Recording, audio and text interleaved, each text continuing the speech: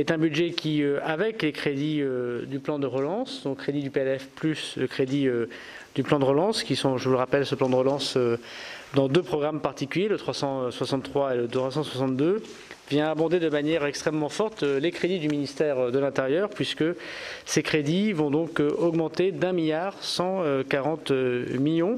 Ce chiffre d'ailleurs, je le dis dans la commission des lois du Sénat, est supérieur aux derniers chiffres que j'ai pu communiquer publiquement, notamment devant vos collègues de l'Assemblée nationale, puisque le chiffre de l'Assemblée nationale était de 1,15 milliard, mais entre-temps, dans le plan de relance, ont été acceptés les hélicoptères du plan de relance aéronautique au profit du ministère de l'Intérieur.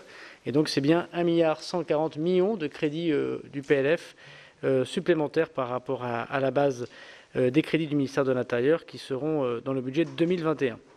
Je voudrais d'ailleurs dire que, pour l'avoir vu du côté du ministère des Comptes publics pendant 3 ans, sous l'autorité du Premier ministre Édouard Philippe, que je remercie, et sous l'autorité désormais de Jean Castex en tant que ministre de l'Intérieur, que je remercie également, hors casse, nous sommes à 2,7 milliards d'augmentation des crédits depuis que le président de la République est Emmanuel Macron pour le ministère de l'Intérieur, ce qui montre la priorité importante, même si l'augmentation des crédits budgétaires n'est pas toujours synonyme de priorité ou d'efficacité politique. J'espère, avec la ministre, que l'augmentation des crédits budgétaires veut aussi dire efficacité et priorité politique pour le ministère de l'Intérieur. Peut-être 3 points avant de donner la parole à Madame la ministre déléguée sur les sujets qui la concernent, notamment sur le sujet très important de l'immigration et de l'asile et de l'intégration. Rappeler les 3 ambitions fortes que nous nous sommes fixées au ministère de l'Intérieur en arrivant en responsabilité début du mois de juillet. D'abord, une lutte extrêmement forte contre les stupéfiants. C'est la priorité du ministère de l'Intérieur. Et y mettre des moyens, tant en enquête qu'en matériel, bien évidemment, mais bien sûr en hommes et en femmes qui servent le ministère de l'Intérieur.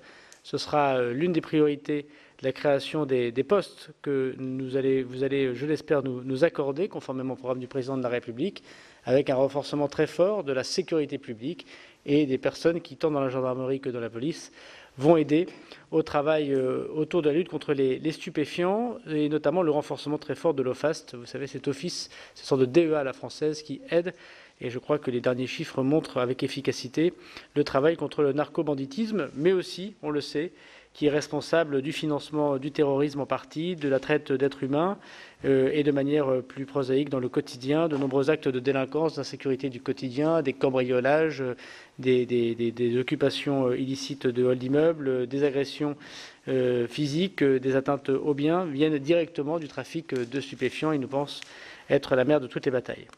Le deuxième sujet important en ce jour symbolique est la lutte contre les violences faites aux femmes et aux enfants. Le président de la République en a fait une grande cause du quinquennat. Marlène Schiappa l'a beaucoup porté depuis le début du quinquennat dans d'autres fonctions. Elle le porte encore auprès de moi au ministère de l'Intérieur. Des moyens très importants sont mis à la disposition des victimes, mais aussi des policiers et des gendarmes dans l'intervention. Je laisserai la ministre en dire un mot, évidemment, si elle le souhaite, après. Et enfin, imposer les valeurs de la République sur tout le territoire national, notamment en luttant très fortement contre les dérives que le président de la République a qualifiées de séparatistes, mais de lutte contre l'islamisme radical. Permettez-moi de me réjouir, Monsieur le Président, aujourd'hui, des décisions du Conseil d'État qui viennent confirmer à la fois la fermeture de la mosquée de Pantin, mais aussi la dissolution de l'association Baraka City. J'aurai l'occasion de proposer d'autres dissolutions dès la semaine prochaine au Conseil des ministres. Et le renforcement des moyens mis à disposition des préfets, des sous-préfets, de la DGSI, de l'État en général, évidemment, est important dans le cadre à la fois de prévision d'actes qui pourraient se poser, pas simplement d'actes terroristes ou de radicalisation, mais de séparation, mais aussi de prévention dans l'intégration.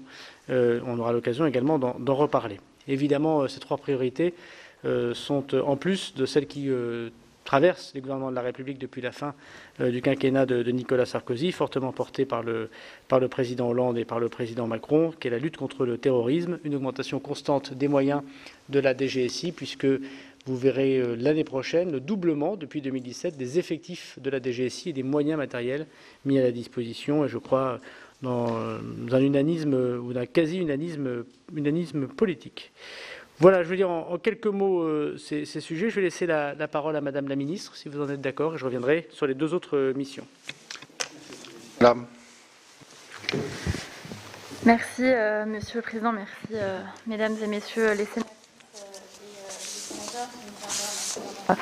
passer la parole. Je suis très heureuse de pouvoir échanger avec vous et pouvoir défendre aux côtés du ministre de l'Intérieur le budget de la mission Immigration, Asile et Intégration. Peut-être en préambule, effectivement, un mot eu égard à ce jour particulier, puisque nous sommes le 25 novembre, la journée internationale pour l'élimination des violences à l'égard des femmes. Mais vous le savez, puisque nous avons eu l'occasion en 3 ans de débattre de 3 lois qui ont toutes été adoptées et qui viennent renforcer considérablement les droits des femmes face aux violences. Et le Sénat a joué un rôle très important dans ce renforcement, puisque les textes ont été considérablement enrichis à chaque fois lors de leur passage au Sénat. Et c'est très important pour nous. Et nous sommes au ministère de l'Intérieur en train de mettre en œuvre les dispositions qui ont été votées dans ces lois, qu'il s'agisse de la généralisation de la grille d'évaluation du danger, des dispositions de formation des policiers et des gendarmes qui ont désormais 120 heures dans leur formation initiale, plus des formations continues pour faire face à la manière de traiter mieux la prise de plainte des femmes victimes de ces violences.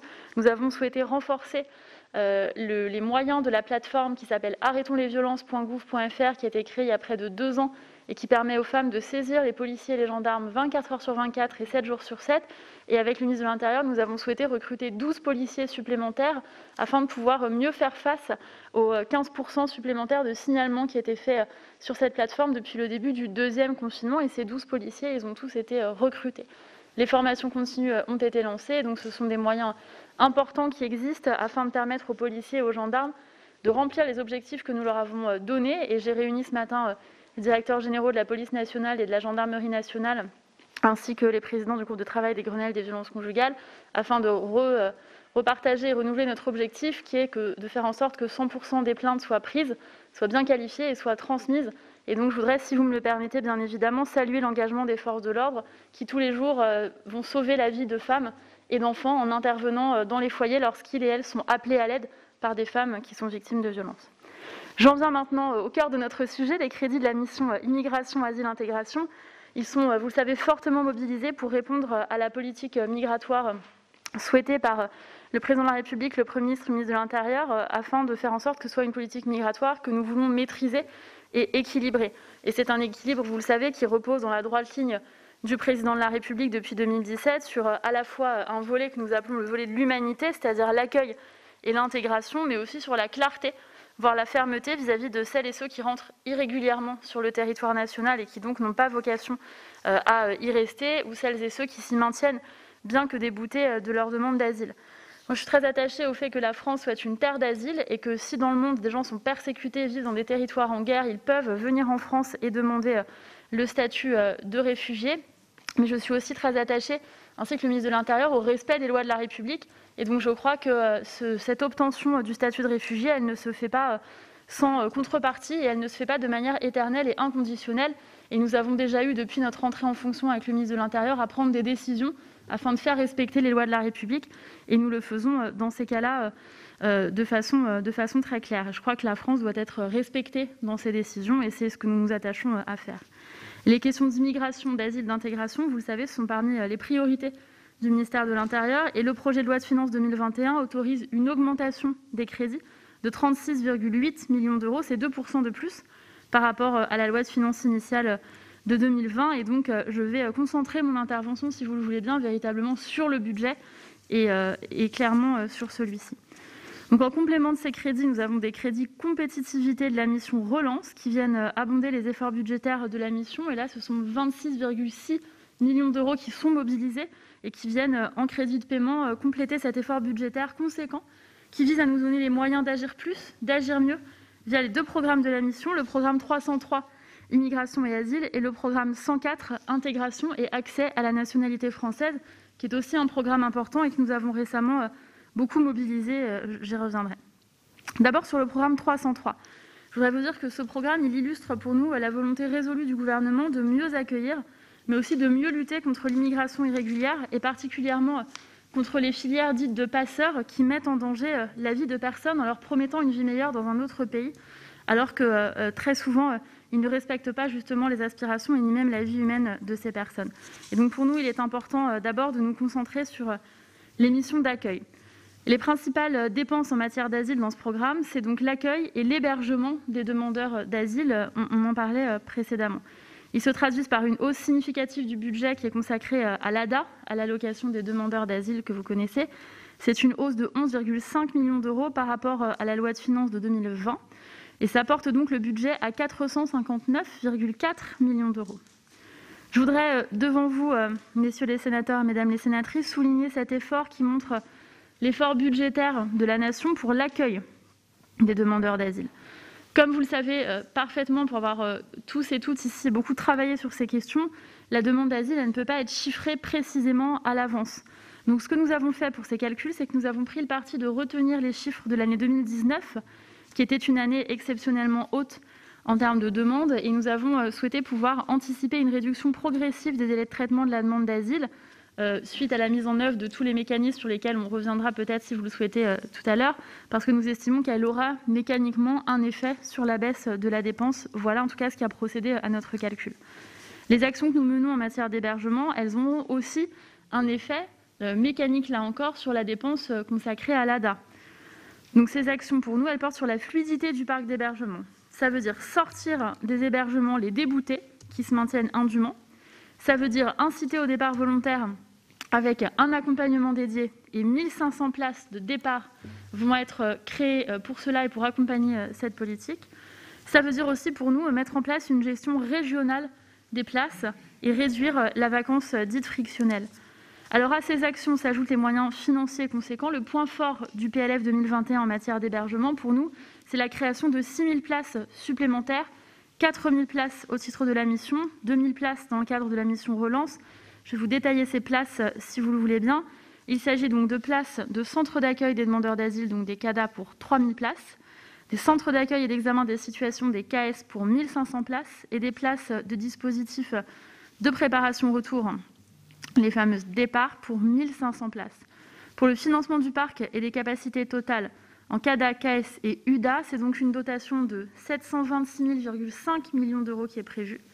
S'y ajoutent 18,5 millions d'euros au titre de la mission Relance pour les 2000 places créées spécifiquement grâce au plan de relance que j'évoquais précédemment. J'ai mentionné l'amélioration des délais du traitement de la demande d'asile.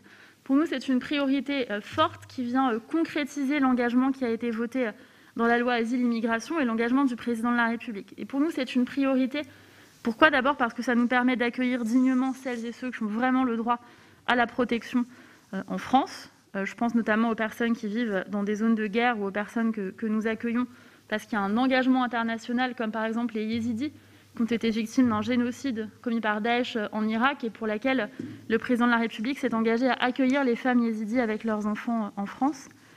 Et à contrario, notre volonté, c'est de répondre rapidement à celles et ceux qui n'ont pas vocation à rester sur le territoire, afin qu'on sorte de ces situations qui ne sont positives pour personne, dans lesquelles des personnes viennent en France, formulent une demande et attendent tellement longtemps qu'entre le moment de la demande et le moment où on leur dit non, et bien en fait, elles sont restées dans une zone grise en s'installant en France. Et du coup, il est de plus en plus difficile pour les pouvoirs publics de faire respecter les décisions quand les décisions sont des décisions négatives. Donc nous pensons qu'arriver à réduire les délais de réponse au dossier des demandeurs d'asile aura uniquement un effet favorable. Il n'y a que des bonnes raisons de s'y engager. Donc c'est pour ça que nous le faisons. Cette amélioration du délai de la demande d'asile, elle aura aussi un impact sur le montant de l'ADA, mais également sur la fluidité de l'hébergement, je l'évoquais précédemment. Et donc ça passe par un effort en termes de moyens, notamment en direction de l'OFPRA. Et donc la subvention qui est accordée à l'OFPRA au titre du PLF 2021 de 92,8 millions d'euros, elle progresse de 1,3% par rapport à 2020. Et ce qu'il faut retenir, à mon humble avis, c'est surtout que ça signifie 200 ETP en plus. J'ai fait un point, quel jour sommes-nous ? Mercredi, avant-hier, avec le directeur général de l'OFPRA. Et il m'a confirmé que ces 200 personnes à temps plein avaient bien déjà été recrutées et étaient déjà, depuis plusieurs jours, plusieurs semaines pour plusieurs d'entre elles, en poste à l'OFPRA, venues renforcer les effectifs qui gèrent justement le traitement de ces dossiers. Donc nous voyons qu'on a là un souhait d'augmentation qui nous permettra de pérenniser ces dispositions et de mieux traiter et plus rapidement traiter les dossiers des demandeurs d'asile. Ensuite, mieux lutter contre l'immigration irrégulière. Lors d'un déplacement récent avec le ministre de l'Intérieur, le président de la République a annoncé dans la zone frontalière du Perthus dans les Pyrénées-Orientales un doublement des forces de sécurité qui sont déployées aux frontières. C'est déjà un effort important et très concret. L'investissement immobilier des centres de rétention administrative des CRA, que vous trouverez dans le budget, témoigne là aussi, je crois, d'un engagement et de la volonté résolue du gouvernement.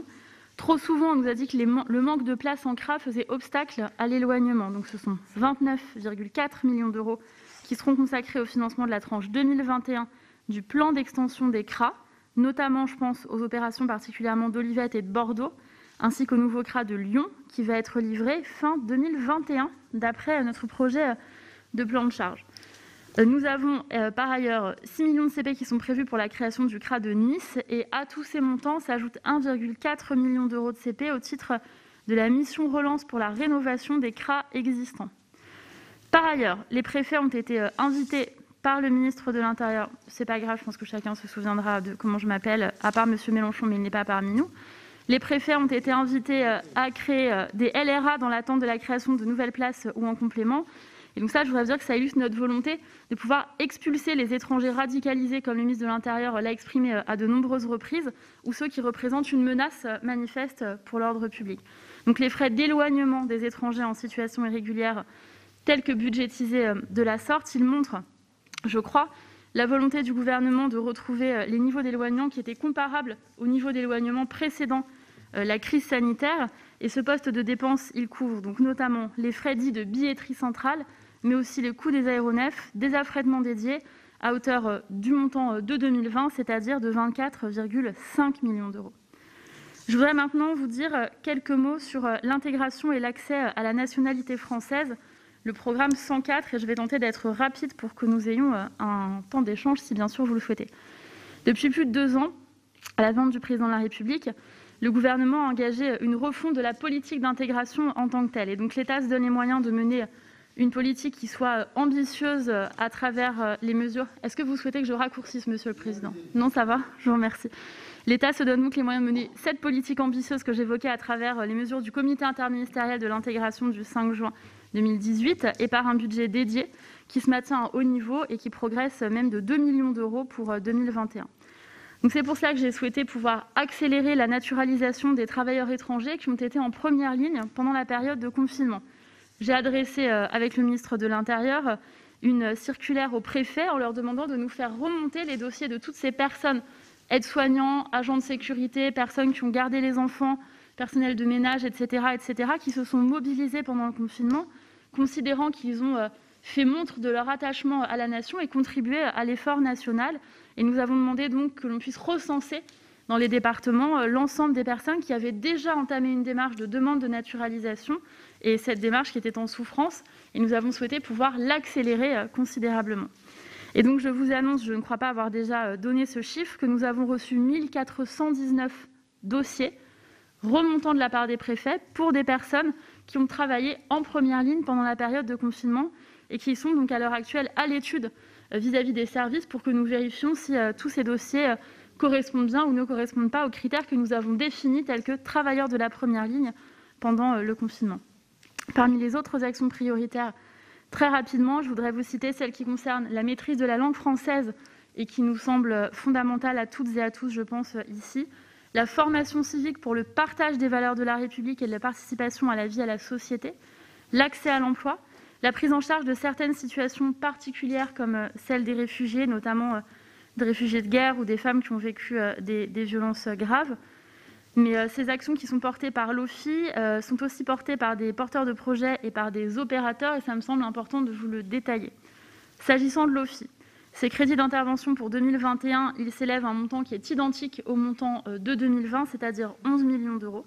Les actions d'intégration des primo-arrivants, elles augmentent de 9%. Ces crédits sont destinés à financer des actions sur les territoires, par exemple l'accompagnement global vers l'emploi, comme certains opérateurs le portent. Les crédits qui sont consacrés, eux, à l'accompagnement des réfugiés, ils restent prioritairement mobilisés pour le financement des centres provisoires d'hébergement de réfugiés, les fameux CPH, à hauteur de 8 710 places. Et donc ce sont par exemple les familles yézidis que j'évoquais précédemment et que le président de la République a souhaité pouvoir accueillir en France après qu'elles aient subi ce génocide de Daesh en Irak. Et ces crédits-là, ils sont complétés par des actions d'accompagnement spécifiques qui progressent, eux, de 1,1 million d'euros. L'une des illustrations les plus importantes, à mon humble avis, de cet accompagnement, c'est le programme qui s'appelle HOP, Hébergement, Orientation, Parcours vers l'emploi, mais il y a aussi beaucoup d'autres initiatives sur le territoire qui méritent d'être soutenues, vous les connaissez. Je voudrais vous dire par ailleurs que le ministère, et pour en finir là, le ministère de l'Intérieur accompagne aussi la rénovation et la modernisation des foyers de travailleurs migrants, et ça c'est un engagement de longue date qui court depuis 1997, dans le cadre de plans pluriannuels qui se renouvellent. Pour cette année, ça concerne 690 foyers et donc 100 000 travailleurs immigrés qui sont concernés par cet engagement financier. Et pour accompagner ce programme pluriannuel, en 2021, le budget est maintenu à hauteur de 8,14 millions d'euros. Voilà, j'en terminerai, Monsieur le Président, Mesdames et Messieurs les sénateurs et les sénatrices, pour réaffirmer la volonté qui est la nôtre avec le ministre de l'Intérieur, Gérald Darmanin, d'être juste dans notre action en faveur de celles et ceux qui rejoignent notre pays et de faire en sorte que les actions que nous menons soient comprises, intelligibles et, nous le souhaitons, soient soutenues par le plus grand nombre. Je vous remercie. Merci Madame la Ministre. Je vous propose, pour des raisons d'organisation, parce que je crois que vous avez une obligation après 17h30, de tout de suite donner la parole à Madame Jourda et Monsieur Bonnecarrère, ainsi que Monsieur Meurant, s'ils le souhaitent, pour rapporteur sur le budget asile-immigration. Et puis ensuite, aux collègues qui le souhaiteront, de prendre la parole pour vous interroger, en redisant à toutes et à tous, avec beaucoup de simplicité, questions courtes, de façon à ce que nous puissions en avoir le plus possible. Merci. Madame Jourda. Merci, Monsieur le Président. Madame la Ministre, une question qui fait écho à ce que vous avez indiqué sur le fait que nous partageons que les lois de la République doivent être respectées et notamment que l'éloignement doit être meilleur. Alors, il l'est en valeur absolue. En 2019, je ne prends pas les références 2020, bien évidemment, qui ne sont pas exploitables. Il l'est en valeur absolue puisque le nombre de décisions d'éloignement exécutées est plus important, mais il ne l'est pas en valeur relative puisque le nombre de décisions d'éloignement est plus important aussi, ce qui fait qu'on tombe à un taux relativement bas qui est de 12,2% et qui est en baisse par rapport aux années précédentes.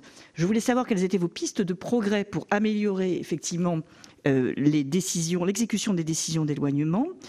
Et je voulais savoir si vous n'aviez pas l'idée dans ce progrès de rendre peut-être plus difficile l'accès au territoire français et en amont d'imposer des règles qui ne permettraient pas de venir sur le territoire peut-être aussi facilement, allons-nous dire, sachant que la dernière loi de 2018 sur le thème de l'asile et d'immigration a facilité le regroupement familial et donc a rendu encore plus possible cette entrée sur le territoire.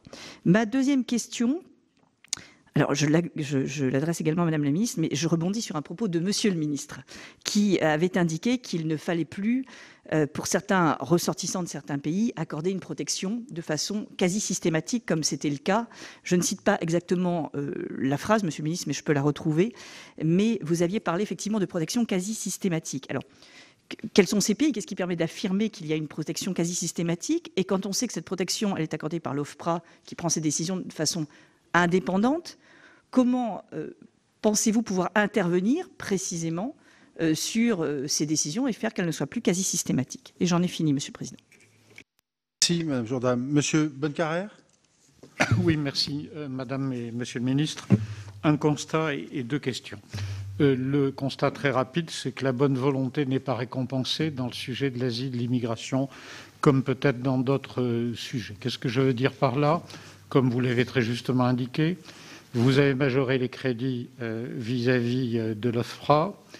Le confinement a fait que les officiers de protection n'ont pas pu poursuivre les auditions, les gens n'ont pas pu se déplacer et l'objectif de délai de traitement à 60 jours qui avait été prévu est maintenant repoussé au mieux à 2023. Vous avez augmenté les moyens de la Cour nationale de droit d'asile, permis deux concours de recrutement de magistrats vacataires, augmenté le rapporteur, etc., etc. Le confinement a fait que la CNDA n'a pas pu tenir ses audiences, ceci à l'issue d'une grève des avocats qui aboutissait exactement au même résultat.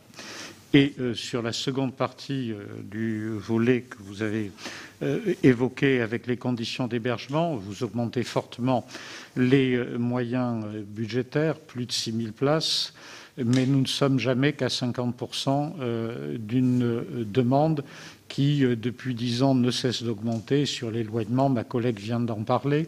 Vous augmentez, vous investissez sur les CRA et vous en prévoyez de nouveaux, sauf qu'avec le Covid-19, la moitié sont fermés, que pour la moitié qui reste, ils ne peuvent être utilisés que pour la moitié de leur place. Vous rajoutez que pour expulser, il faut que vous puissiez avoir les accords consulaires, pouvoir justifier que les personnes ne sont pas atteintes du Covid-19. Et bien entendu, dans notre pays, on accepte qu'une personne ne se soumette pas à des tests liés au Covid-19 de telle manière qu'il est automatiquement inexpulsable. À partir de ce constat, votre tâche est indiscutablement très délicate et, pour reprendre une formule qui n'est pas la mienne, mais qui est celle de notre président, le problème que vous avez traité n'est pas un problème budgétaire, il est aussi un problème budgétaire, mais c'est bien sûr un problème qui est beaucoup plus structurel. Et donc je n'aurai que 2 questions. La première pour vous demander quel est le regard que vous portez sur les projets de réforme du paquet asile. Est-ce que pour vous, ce sujet est d'abord de traitement européen? Et si oui, les propositions faites vous satisfaisent ou non? Et deuxième question, plus franco-française, quelles sont vos priorités? Est-ce que vos priorités sont plutôt centrées, par exemple, sur la réforme du contentieux des étrangers, de la nationalité? Je pense aux 20 propositions qui vous ont été faites par le Conseil d'État. Est-ce que vous êtes sur des interventions plus ciblées? Madame Jourda vous a fait un certain nombre de propositions. Est-ce que vous êtes sur une évaluation de la réforme portée par M. Collomb et exprimée encore autrement, Monsieur le ministre de l'Intérieur? Après les efforts considérables que vous mobilisez sur le texte sécurité, après ce qui va suivre, le livre blanc toujours sur la sécurité, est-ce que vous envisagez ou non de nous présenter votre propre mouture d'une réforme sur asile et immigration? Merci de votre attention. Merci, monsieur le rapporteur. Monsieur Meurant, au titre de la Commission des finances. Merci, Monsieur le Président, Mesdames et Messieurs les ministres, mes chers collègues. Comme vient de me le dire notre collègue, la question, elle n'est pas budgétaire. Je dirais, vous faites comme les années précédentes et avec ce que vous pouvez faire, puisque la question, elle est d'ordre géopolitique lorsque l'on a des conflits en Syrie, en Irak et ailleurs, et que budgétairement, vous faites avec la loi qui n'évolue pas dans le bon sens, dans la mesure où il faudrait changer de paradigme complètement. Le CESEDA est plus épais que le Code civil. La complexité, tous les ans, se rajoute. Et lorsque vous parlez de politique migratoire maîtrisée, équilibrée, c'est un souhait, et c'est un souhait qui est, on s'en rend bien compte, et les Français s'en rendent bien compte, qui est vain, puisque lorsque on se voit il y a quelques semaines à Nice remonter quelqu'un de Tunisie, d'Italie, et qui arrive à Vintimille, à Menton, à Nice, et qui produit cet acte odieux, on voit bien que nos frontières ne sont pas maîtrisées et que c'est un drame. Lorsque vous parlez de fermeté de l'État, la question des OQTF, alors c'est une galaxie les OQTF, mais vous parlez de 12%, il semblerait qu'on ait du mal à avoir des chiffres. Dans mon département, 802 OQTF, 117 exécutés, une partie forcée, une partie retour libre. Donc cette question des OQTF, ça fait des années que ça dure. Et malheureusement, avec ce budget, il n'y a rien qui va changer. Et les moyens mis à l'éloignement restent assez faibles, aux alentours d'une trentaine de millions d'euros depuis des années. Et effectivement, ce n'est pas forcément qu'un problème budgétaire. On peut s'étonner également de voir des crédits de la mission Relance. Les crédits de la mission Relance, ils sont faits sur des isolations de CRA. Et là où je reconnais budgétairement parlant des efforts, c'est les centres d'accueil. Les centres d'accueil, ce qui s'est passé à Saint-Denis montre que c'est jamais suffisant, puisqu'évidemment, on est dans une posture où on remplit le tonneau des Danaïdes. Et Didier Léchy parle d'hospitalité pour tous, et en fait d'hospitalité pour personne, bien sûr. Puisque du fait du différentiel de niveau de vie entre notre pays, les services que nous offrons et bien les autres pays subsahariens ou ailleurs, on n'a pas fini d'avoir une pression migratoire. C'est d'ailleurs une question d'aujourd'hui, une question de demain et des années à venir. Donc la question budgétaire, elle est secondaire. Effectivement, je reviendrai. Quelles sont vos priorités? Et moi, je suis interpellé sur la question sur les filières de passeurs. Qu'est-ce que vraiment vous faites sur ces filières de passeurs? Car là, on se rend bien compte qu'il y a un trafic d'êtres humains et il n'y a aucune générosité à faire mes yeux là-dessus. Et pour avoir été à la rencontre, notamment des plus jeunes, et la question du nombre, parce que lorsque cette mission d'immigration, d'asile et d'intégration, évidemment, l'intégration et l'asile se fait forcément en fonction d'un nombre. Et les différences de nombre là, sur les enfants ou les jeunes accueillis et reconnus comme mineurs dits isolés, dits non accompagnés, la question de la minorité est un vrai débat. Est-ce que vous voulez vraiment vous occuper de cette question? Le ministère de la Justice parle d'un peu plus de 16 000 mineurs, lorsque les départements parlent de plus de 40 000 mineurs.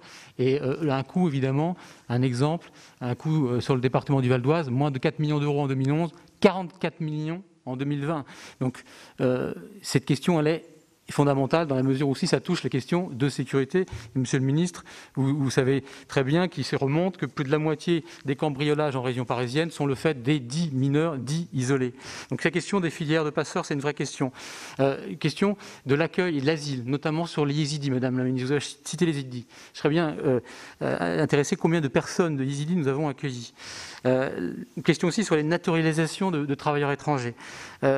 Car la question des valeurs de la République, la question notamment en ce jour de droits des femmes, la question du comportement vis-à-vis de l'égalité vis-à-vis des femmes.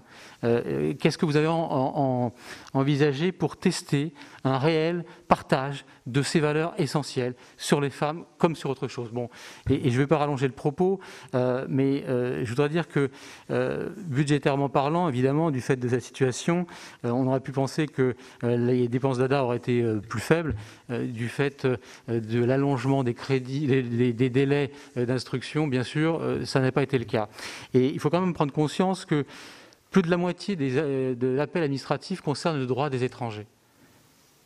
Et là, ça pose le problème tout simplement de notre droit des étrangers. Est-ce que vous allez vous attaquer à la réforme de ce droit des étrangers pour réellement avoir une politique migratoire maîtrisée, équilibrée et faire preuve de fermeté, également d'humanité pour ceux qui méritent d'être français? Merci. Merci, Monsieur Meurant. Monsieur ou Madame la ministre, pardon. Et puis ensuite, on donnera la parole à d'autres collègues qui ont déjà fait acte de candidature. Merci. Madame la ministre, vous avez la parole. Merci, Monsieur le Président. Je vais répondre à certaines des interpellations qui concernent, à proprement parler, la mission Asile-Intégration, et le ministre de l'Intérieur, s'il le souhaite, bien sûr, répondra sur ce qui concerne plus généralement les prérogatives qui sont les siennes. Je vais commencer, si vous permettez, en répondant par la fin. D'abord, sur ce que nous souhaitons faire pour renforcer l'adhésion aux valeurs de la République. Moi, je partage d'abord complètement cette nécessité. Enfin, on n'est pas là dans la question du budget à proprement parler, mais la politique commande le budget qui est ensuite mis en œuvre. Et moi, je suis absolument convaincue, et c'est quelque chose que je porte de longue date, que l'adhésion aux valeurs de la République doit absolument être renforcée dans le parcours qui amène à la nationalité. Parce que, comme l'a dit le Président de la République, devenir français, c'est une volonté, mais c'est aussi une volonté d'adhérer à un ensemble de valeurs, et singulièrement aux valeurs de la République. Et nous avions commencé à travailler sur un vade-mecum, à demander aux administrations de construire un vade-mecum et de nouvelles formes de cérémonies d'accès à la citoyenneté qui viendraient faire déboucher ce parcours d'intégration dans lequel nous avons déjà renforcé, par exemple, le nombre d'heures de cours de français, mais dans lequel nous renforçons aussi le nombre d'heures d'apprentissage autour des questions de valeurs de la République et d'égalité entre les femmes et les hommes. Et moi, je n'ai absolument pas de problème philosophique ou idéologique à dire que c'est fondamental, quand quelqu'un devient français et acquiert la nationalité française, que de partager sans aucune réserve ces valeurs sur l'égalité entre les femmes et les hommes. Et donc, c'est tout ce qui est piloté également, vous l'avez mentionné vous-même, monsieur le sénateur, par l'OFII, et c'est tout ce travail commun que nous faisons ensemble avec ce vade-mecum qui doit donner lieu à une refonte des cérémonies de naturalisation, refonte que nous avons dû arrêter pour les questions que chacun connaît de mesures sanitaires.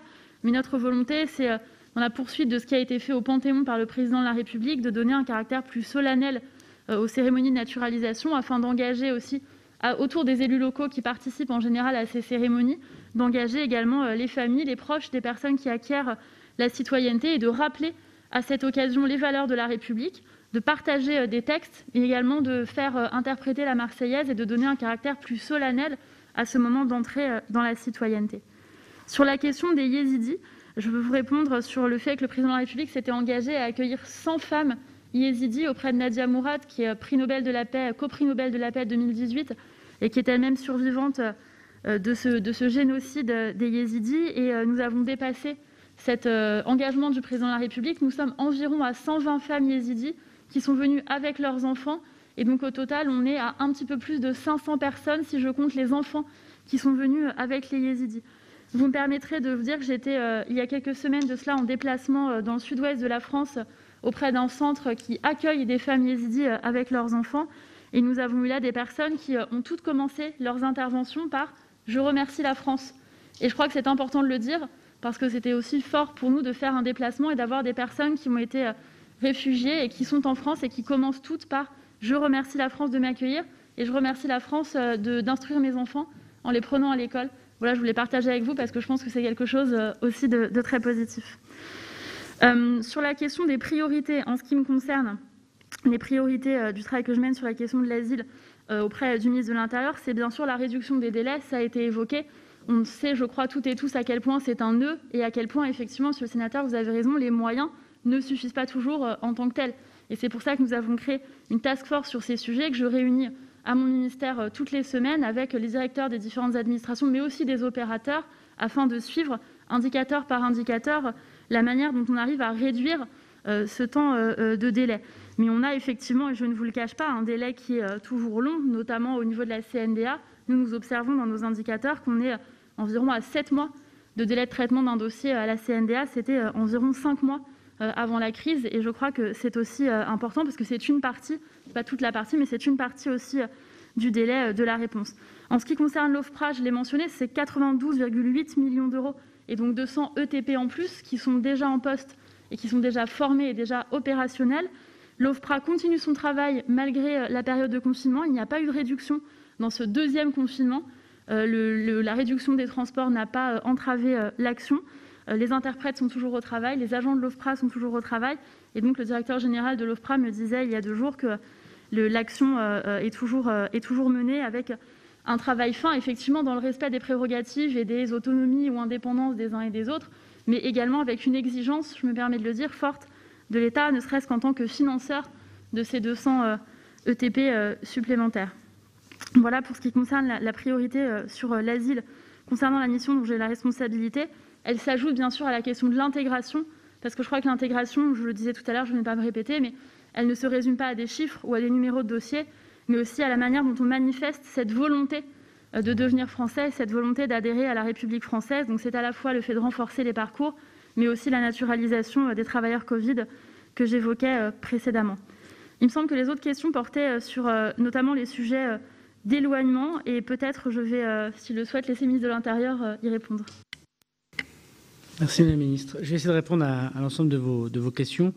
D'abord, je partage l'idée que ce n'est pas qu'une question budgétaire. L'argent ne fait pas le bonheur, mais il contribue quand même un peu à l'efficacité, surtout devant la masse de difficultés qui sont devant nous. Et puis la deuxième des choses, vous dites que malgré les efforts, ce n'est pas toujours récompensé. C'est vrai pas que dans la politique migratoire, ça peut être vrai dans la vie en général.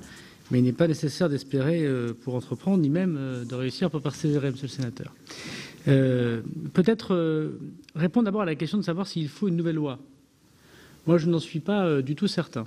Et je pense que l'un des problèmes de notre législation, et peut-être même du ministère de l'Intérieur, c'est de rechercher dans la demande de nouvelles législations ce qu'on est manifestement incapable soit de résoudre au niveau international, parce que vous l'avez dit, par définition, l'immigration est un sujet international, géopolitique, et aussi par un souci de l'efficacité de ce que déjà le Parlement a donné comme moyen au ministre de l'Intérieur d'intervenir. Je prends un exemple très concret. Aujourd'hui, les EQTF, c'est 1 an. L'une des raisons pour lesquelles on ne peut pas utiliser toujours ces EQTF, c'est qu'elles ne sont parfois pas prises à bon escient par l'autorité préfectorale. Je prends quelqu'un qui serait en prison, par exemple, qui serait étranger, en situation irrégulière. Il se peut qu'en même temps, le juge, on ne peut rien dire, mais enfin c'est peut-être une bonne coordination avec la justice, et surtout l'autorité préfectorale, prend une décision administrative qui est le QTF, alors même que la peine de prison peut être supérieure à 1 année. Donc il passe toute l'année, par exemple, en prison. Et puis, sortant de prison, imaginons au bout d'1 an et demi, on se dit, légitimement, on va expulser cette personne qui est de QTF, mais la décision administrative ne dure qu'1 an. Et donc c'est parce qu'on s'est mal coordonné et qu'on n'a pas plutôt vu avec l'administration pénitentiaire comment la veille ou l'avant-veille, c'est évidemment une formule de style, cette personne va sortir de prison, qu'on devrait prendre cette décision administrative pour pouvoir davantage avoir les moyens de pouvoir l'expulser. Et ça, je n'ai pas besoin de vous demander une QTF prolongée de 2 ans, de 3 ans, de 4 ans, de 5 ans. Il suffit simplement que nous nous coordonnions mieux. Deuxièmement, l'autorité préfectorale ne prend pas toujours l'interdiction de retour sur le territoire national, qui est une deuxième décision administrative. Et il m'est arrivé de constater que nous expulsions parfois des étrangers, mais qu'ils revenaient assez vite, dans des pays qui ne sont pas très loin d'ici, notamment parce que nous n'avons pas, quand je dis nous, c'est le ministère de l'Intérieur, le corps préfectoral, n'a pas toujours pris le deuxième document administratif qui est l'interdiction de retour sur le territoire national. Ça paraît tautologique de dire que quand on a une QTF, on doit être interdit de retour, mais c'est pas évident. C'est pas évident parce que soit c'est la justice qui le prononce et dans ces cas-là, il faut une bonne coordination avec la justice, soit c'est une décision administrative et l'une des réformes que nous allons faire, elle n'a pas besoin d'être législative, j'ai demandé avec la ministre, au directeur des étrangers en France, de pouvoir faire un seul document administratif où quand l'autorité préfectorale donne une QTF, et dans le même document, on met en même temps une interdiction de retour. Les deux sont attaquables différemment, par ailleurs, par l'étranger s'il le souhaite devant la juridiction administrative, mais il n'y a pas d'oubli ou il n'y a pas de couplage. Donc vous voyez, ça fait partie, à mon avis, de soucis d'exécution qui me paraît plus pragmatique et qui évite un certain nombre de difficultés que nous pouvons connaître. Et je n'ai pas besoin de me retourner vers le législateur pour demander davantage de moyens. C'est à nous de mieux nous organiser. Parmi les difficultés, d'abord, il y a la meilleure tenue de nos frontières. Commençons par le commencement. Pour qu'il y ait des gens qui... Pour éviter d'expulser trop de personnes, peut-être qu'il faut éviter que trop de personnes ne rentrent. Bon. Donc, c'est la tenue des frontières. D'abord, les Schengen, et c'est pour la 14e fois, puisque c'était le cas du gouvernement de M. Hollande, et c'est le cas ici, je renouvelle à la Commission européenne la demande d'une exception Schengen dans le cadre notamment des attentats terroristes que nous connaissons, mais pas simplement. Et nous avons eu l'autorisation de la Commission européenne pour effectivement doubler le contrôle à nos frontières. Il n'y a jamais eu autant de policiers et de gendarmes aux frontières métropolitaines, parce que vous l'avez vu, le président de la République a annoncé ce doublement, et notamment nous avons mis l'essentiel des moyens aujourd'hui qui sont bien manquants, notamment côté espagnol, qui est une route de migration qui est désormais de plus en plus importante, notamment par des embarcations qui viennent directement d'Algérie et qui arrivent sur les côtes espagnoles. Donc nous essayons de tenir nos frontières. Nous essayons parce que chacun sait qu'évidemment cela est très difficile. Ensuite, nous essayons de faire de la coopération avec nos pays voisins. Jusqu'à présent, on était peut-être un petit peu trop en chien de faïence, appliquant ainsi les Dublinés. Je te les reprends, je te les reprends pas. C'est assez compliqué. J'ai été voir ma collègue italienne. Nous sommes mis d'accord sur ce que la France demandait depuis très longtemps et je le remercie, puisque nous allons inaugurer cela au mois de décembre. Des patrouilles franco-italiennes, elles sont formées à partir du 1er décembre en commun. À partir du 10 décembre, elles seront entre Vintimille et Menton. Et elles vont permettre d'éviter ce sorte de marché de dupes qui est parfois Dublin, avec des gens que l'on remet, qui repassent, que l'on remet, qui repassent et qui épuisent les forces de l'ordre, bien évidemment, et qui finit effectivement par être efficace pour ceux qui se jouent, les passeurs, mais pas simplement, des différences. Et donc la coopération transfrontalière est une bonne chose. Je rencontrerai mon homologue qui vient d'être nommé du gouvernement belge, puisque 60% des gens qui sont à Calais viennent de Belgique. Il ne faut pas croire que ce sont des montées directement de Menton au Pas-de-Calais. La route principale est celle qui malheureusement vient de Belgique ou des Pays-Bas pour arriver à Calais, puisqu'on sait que depuis Bonaparte, c'est l'endroit sans doute le plus rapide avec Boulogne-sur-Mer pour aller directement en Angleterre. Donc nous devons tenir nos frontières par des hommes, mais aussi par de la coopération transfrontalière. La troisième des choses que je voudrais évoquer, c'est évidemment la question géopolitique et notamment la question des visas. Le président de la République, il a pris une décision très forte l'année dernière sur la réduction des visas, notamment envers l'Algérie. Nous avons une discussion, c'est vrai que pendant ce temps, aujourd'hui, il y a le Covid, donc les choses sont un peu compliquées pour 2020, mais dans la tournée, notamment des pays du Maghreb que j'ai fait à la demande du président de la République, j'ai très clairement dit au pays, il y avait évidemment une lutte antiterroriste extrêmement forte, mais il y avait aussi la politique migratoire, que si les étudiants, si la coopération économique était évidemment pas du tout dans l'optique du gouvernement de les limiter, je pense que c'est important que nous puissions garder cette immigration là, nous devons coupler notre politique de visa avec la politique des laissez-passer consulaires. Et que si nous ne le faisons pas, alors c'est un marché de dupes. Et le président de la République l'a très clairement évoqué aux dirigeants qu'il a eu au téléphone avant ma visite. C'était évidemment le cas pour les gens qui étaient au FSPRT. Ça, c'est même pas négociable, c'est une vérité première. Et puis, c'est sur la politique migratoire en général. Je pense que le président de la République aura l'occasion de s'exprimer dans quelques temps, à mon avis très rapproché, sur cette question, notamment en prévision du débat parlementaire sur l'immigration que nous avons chaque année. La troisième des choses, c'est une question qui relève de la politique d'asile, ce que, monsieur le sénateur Bonnecarrère, vous avez appelé le paquet asile. Effectivement, la Commission européenne a fait une proposition qui nous paraît satisfaisante sur l'immigration et l'asile. Nous avons plusieurs conseils européens, nous en aurons un, j'espère, conclusif au mois de décembre, pour adopter ce paquet asile. Mais la France n'adoptera pas n'importe quoi. Elle est d'ailleurs très alignée avec le gouvernement allemand, qui aujourd'hui préside, vous le savez, l'Union européenne, pour que ce paquet asile, il repose sur deux jambes. Et ces deux jambes, elles doivent être musclées de la même façon. La première, c'est une jambe qui doit notamment permettre que les demandeurs d'asile, dont nous devons étudier, évidemment toutes les demandes, et dans un cadre européen, sinon il y a effectivement des difficultés. Je rappelle que si l'Italie connaît l'essentiel de l'immigration d'asile, c'est bien en France qu'il y a le plus de demandes d'asile par rapport à l'Italie. 20 000 en Italie, 60 000 quand ça vient de la route méditerranéenne.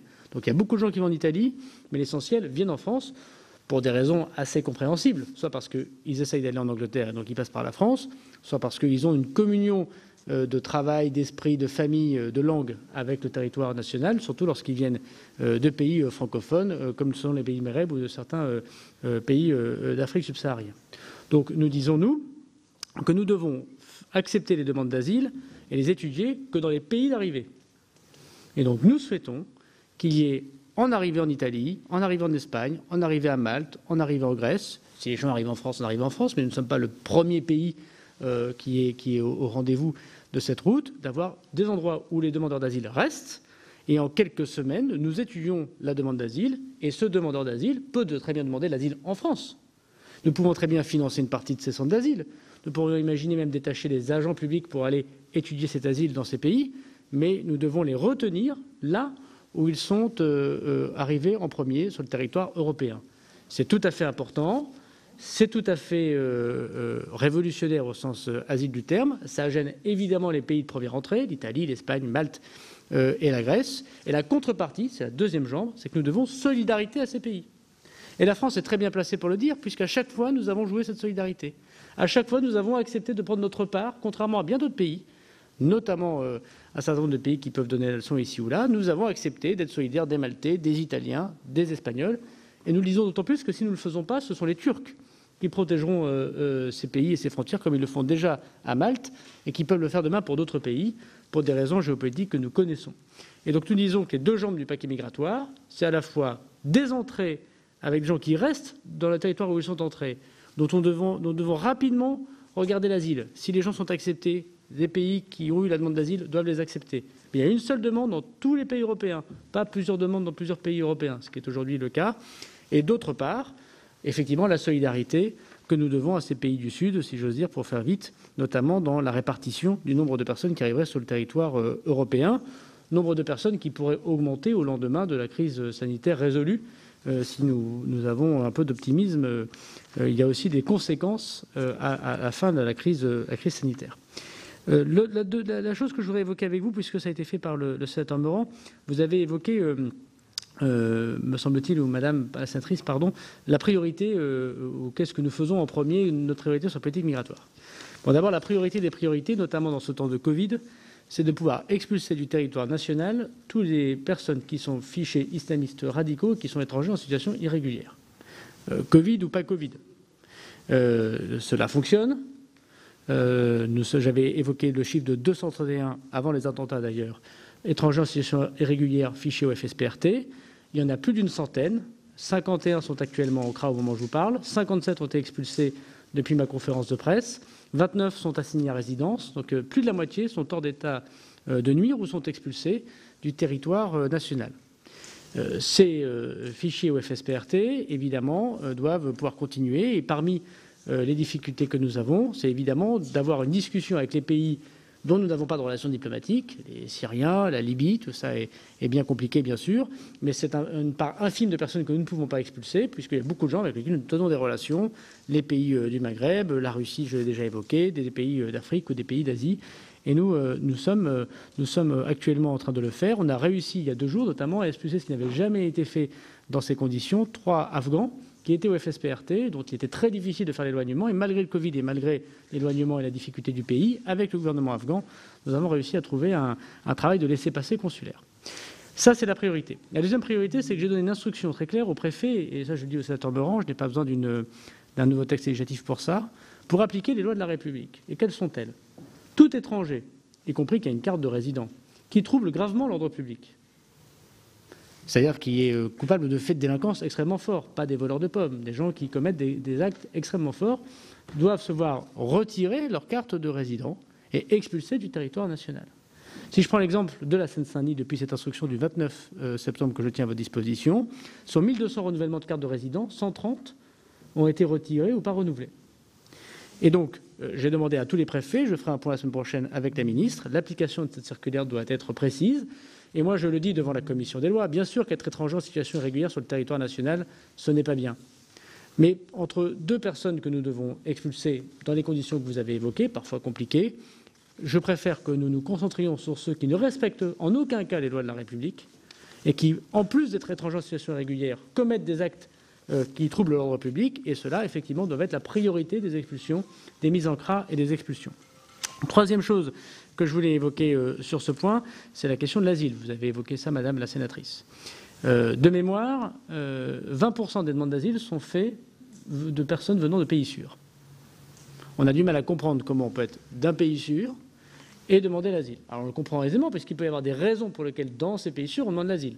L'orientation sexuelle, par exemple, en fait partie. On peut avoir un pays sûr, reconnu comme tel, et pour autant, une pratique que la France condamne ou que la France permet de recevoir ces personnes qui sont persécutées en raison de leur orientation sexuelle, je l'ai dit, mérite évidemment d'être regardée. Il ne faut pas dire qu'on ne regarde aucun dossier de pays sûr. Mais cependant, on pourrait quand même considérer que ces 20%-là peuvent être vus plus rapidement, parce que nous savons qu'ils sont pays sûrs, et dans des cas plus simples sans doute, que lorsqu'ils viennent d'un pays qui n'est pas considéré comme sûr. Je prends un deuxième exemple, Madame la sénatrice. Il y a aujourd'hui des rendez-vous individuels pour chaque personne, ne serait-ce que pour l'explication des droits. Et vous n'avez pas toujours les traducteurs pour les personnes. Donc vous faites venir un traducteur, et à chaque fois, quand il n'y a pas de traducteur, vous ne pouvez pas donner des droits. Donc nous avons travaillé avec Madame la ministre pour qu'au moins la présentation des droits puisse se faire de manière au moins collective et faire venir un traducteur à des rendez-vous collectifs en petits groupes, ce qui nous fait gagner du temps. La CNDA, j'en ai parlé avec le vice-président du Conseil d'État, l'un des problèmes, c'est qu'il y a 3 juges. Et qu'en période de Covid, naturellement, mais pas que, quand vous avez 3 juges, c'est parfois plus compliqué que quand vous avez un juge unique. Vous avez raison, monsieur le sénateur, 50% du contentieux du droit public dans les tribunaux administratifs, c'est le droit des étrangers. C'est un peu moins vrai pour le Conseil d'État, mais c'est 50% pour les tribunaux administratifs. Et les juges eux-mêmes sont très frustrés de voir faire que du droit des étrangers, et deuxièmement, de ne pas voir l'application de leurs décisions, puisque souvent les EQTF ne sont pas appliqués, c'est ce que vous avez évoqué. Donc nous avons proposé au Conseil d'État de travailler avec la CNDA pour voir si on ne peut pas faire un juge unique dans certaines formations, comment on peut améliorer les procédures et imaginer un certain nombre de rapidités administratives. Donc pour résumer, mesdames et messieurs les sénateurs, c'est vrai que les chiffres par rapport aux demandes, certes elles augmentent, elles ne sont pas satisfaisantes. Je voudrais comme dire que sur 135 000 demandes d'asile, pour que les Français qui nous écoutent le sachent, il y en a plus de 100 000 qui sont refusées chaque année. La France n'est pas un pays laxiste. Nous naturalisons 25 000 personnes de moins que sous le quinquennat de Nicolas Sarkozy, par exemple, qui n'était pas déjà, me semble-t-il, un quinquennat très laxiste également. Mais il est vrai, période de Covid mise à part, que nous devons améliorer le processus administratif pour mieux coordonner avec l'autorité judiciaire et être plus concret dans nos décisions, même si la solution est évidemment européenne. Merci, Monsieur le Ministre. Je profite du micro pour 2 observations ou 2 questions. La première, c'est nous aurions besoin que vous fassiez le point sur la lutte contre les filières d'immigration, les filières clandestines et leur démembrement. La deuxième question qui peut se poser, c'est quelles sont les relations actuelles dans l'accord Europe-Turquie, plutôt Turquie-Grèce, sur la maîtrise de la frontière au large de Lesbos. Et puis, la dernière question, ou c'est plutôt une observation, en tous les cas, à titre personnel, je suis ravi que vous puissiez conditionner l'obtention de laissez-passer consulaires à la délivrance de visas. Je crois que nous n'éviterons jamais cette possibilité, bien au contraire, le seul moyen d'établir un rapport de force suffisant qui nous permette d'obtenir ces laissez-passer consulaires absolument nécessaires pour les reconduites à la frontière. Nous l'avions proposé au Sénat dans un texte, ça n'avait pas été retenu à l'époque. Eh bien, écoutez, tant mieux si cela fonctionne et si ça peut se mettre en place, indépendamment d'autres sujets. J'ai plusieurs questions posées par des collègues. Madame la ministre devait nous quitter, mais je l'avais dit avant, hein, donc il n'y a pas de souci. D'abord, Monsieur Lecomte, puis Monsieur Thani Mohamed Soilihi, puis Madame L'Herbier, puis ensuite Monsieur Philippe Bas et Madame Nathalie Goulet. Voilà. Ben, Monsieur Lecomte, vous avez la parole. Merci, Monsieur le Président, Monsieur le Ministre.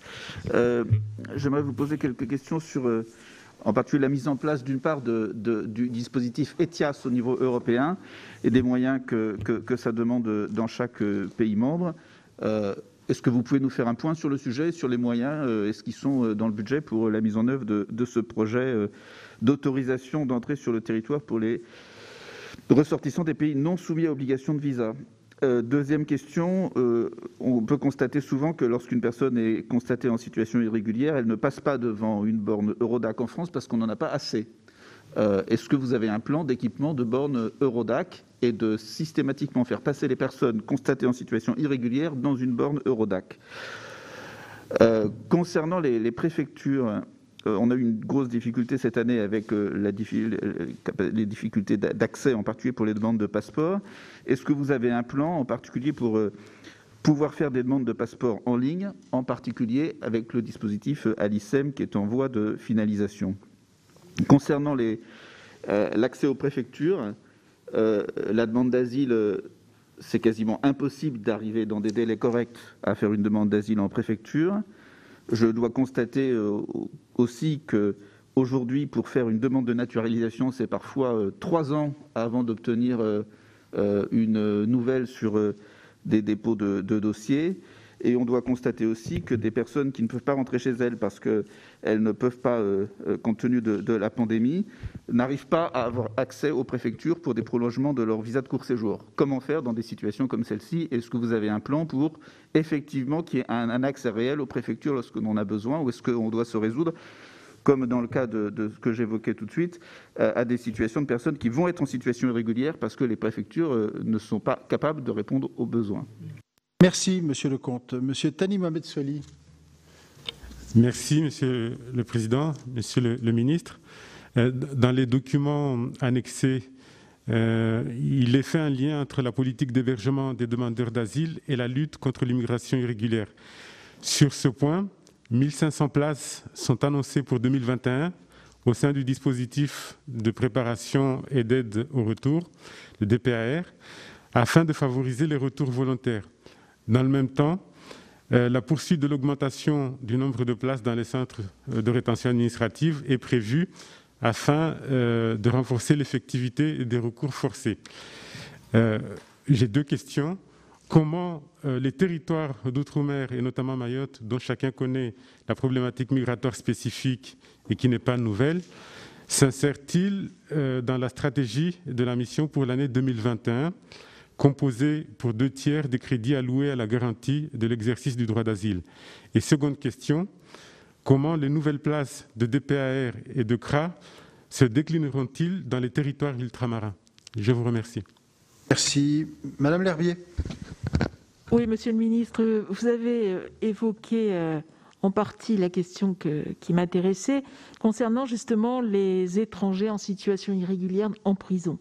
Il y a 2 ans de ça, on était allé avec la commission des lois à quelques-uns, notamment notre président, Monsieur Buffet, et 2-3 autres, pour visiter le centre de rétention de l'Équin.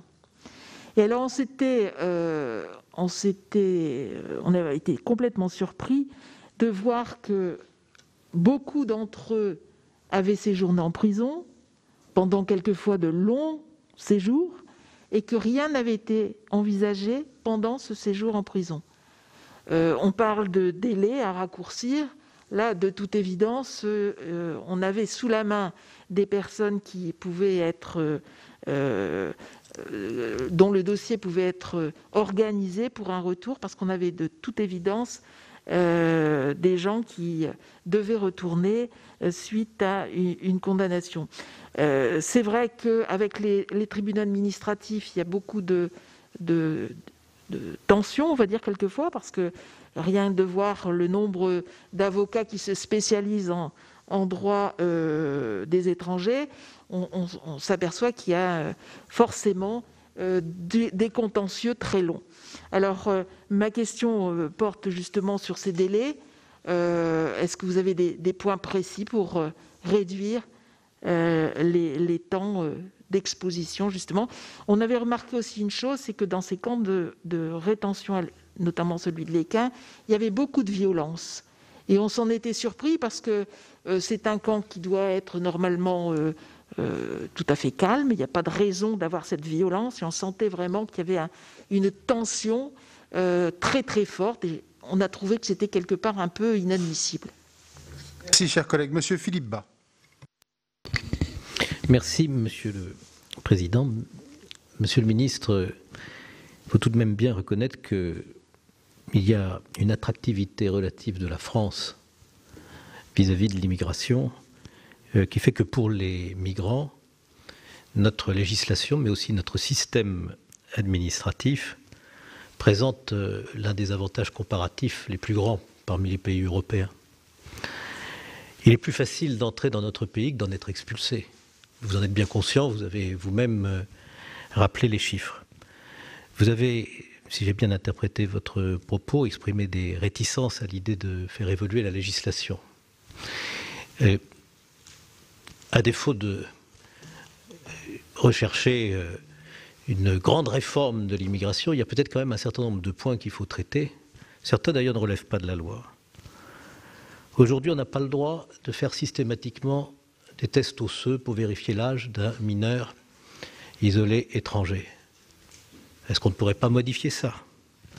Aujourd'hui, la Cour de cassation, quand il y a un état civil manifestement faux, dit qu'il faut le respecter.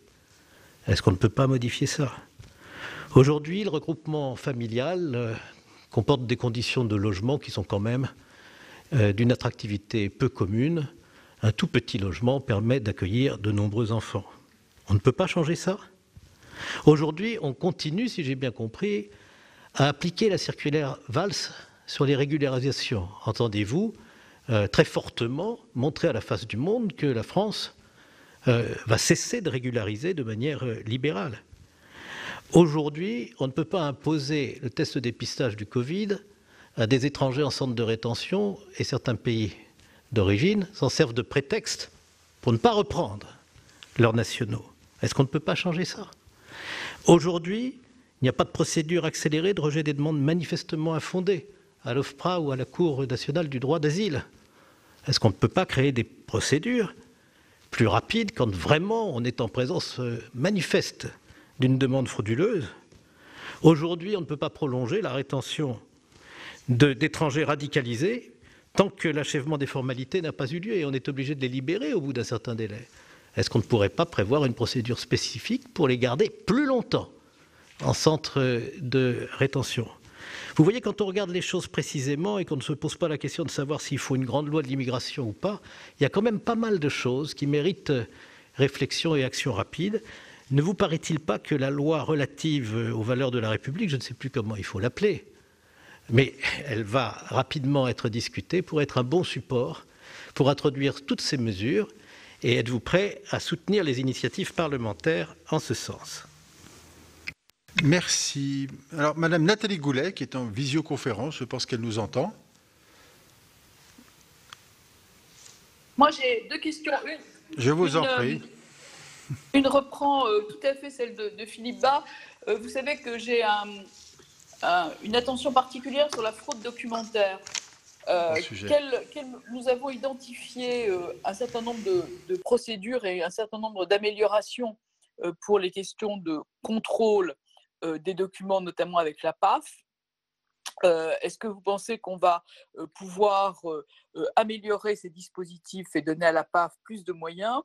L'autre sujet était une évaluation de l'application de l'article 729.2 du Code de procédure pénale qui permet donc des libérations conditionnelles à condition que la personne libérée quitte le territoire. Ça permettrait éventuellement à la fois de libérer des places de détention et surtout de faire quitter le territoire à des gens qui sont indésirables sur le territoire français. Est-ce que vous avez eu une évaluation de l'application de ce texte qui existe dans le Code de procédure? Je vous remercie. Alors, Monsieur le ministre, je vais vous donner la parole. Peut-être à l'issue des réponses que vous ferez, vous pourriez présenter la partie sécurité civile du budget. Et ainsi, je donnerai la parole ensuite à Madame Dumont, Madame Kuckerman et Monsieur Dominati. Monsieur le ministre, vous avez la parole. Donc vous souhaitez, Monsieur le Président, que je réponde aux questions et que je présente ensuite sécurité, c'est ça? D'accord. Bien, alors je vais essayer de répondre aux questions. Si vous voulez, Monsieur le ministre, j'essaye de tenir l'horloge. Non, je suis à votre... L'intérêt du débat est essentiel, il y a beaucoup de questions à vous poser. J'avoue que je me retiens aussi, mais j'essaye de tenir les délais. Voilà. Mais je suis à votre disposition pour revenir ce soir, demain ou après-demain, si vous le souhaitez. Bon, je vais répondre rapidement, mais de façon, j'espère, exhaustive aux questions posées. D'abord, peut-être... par vous-même, Monsieur le Président, vous avez évoqué la question des filières et la question de notre relation avec la Turquie et l'Union européenne avec la Turquie.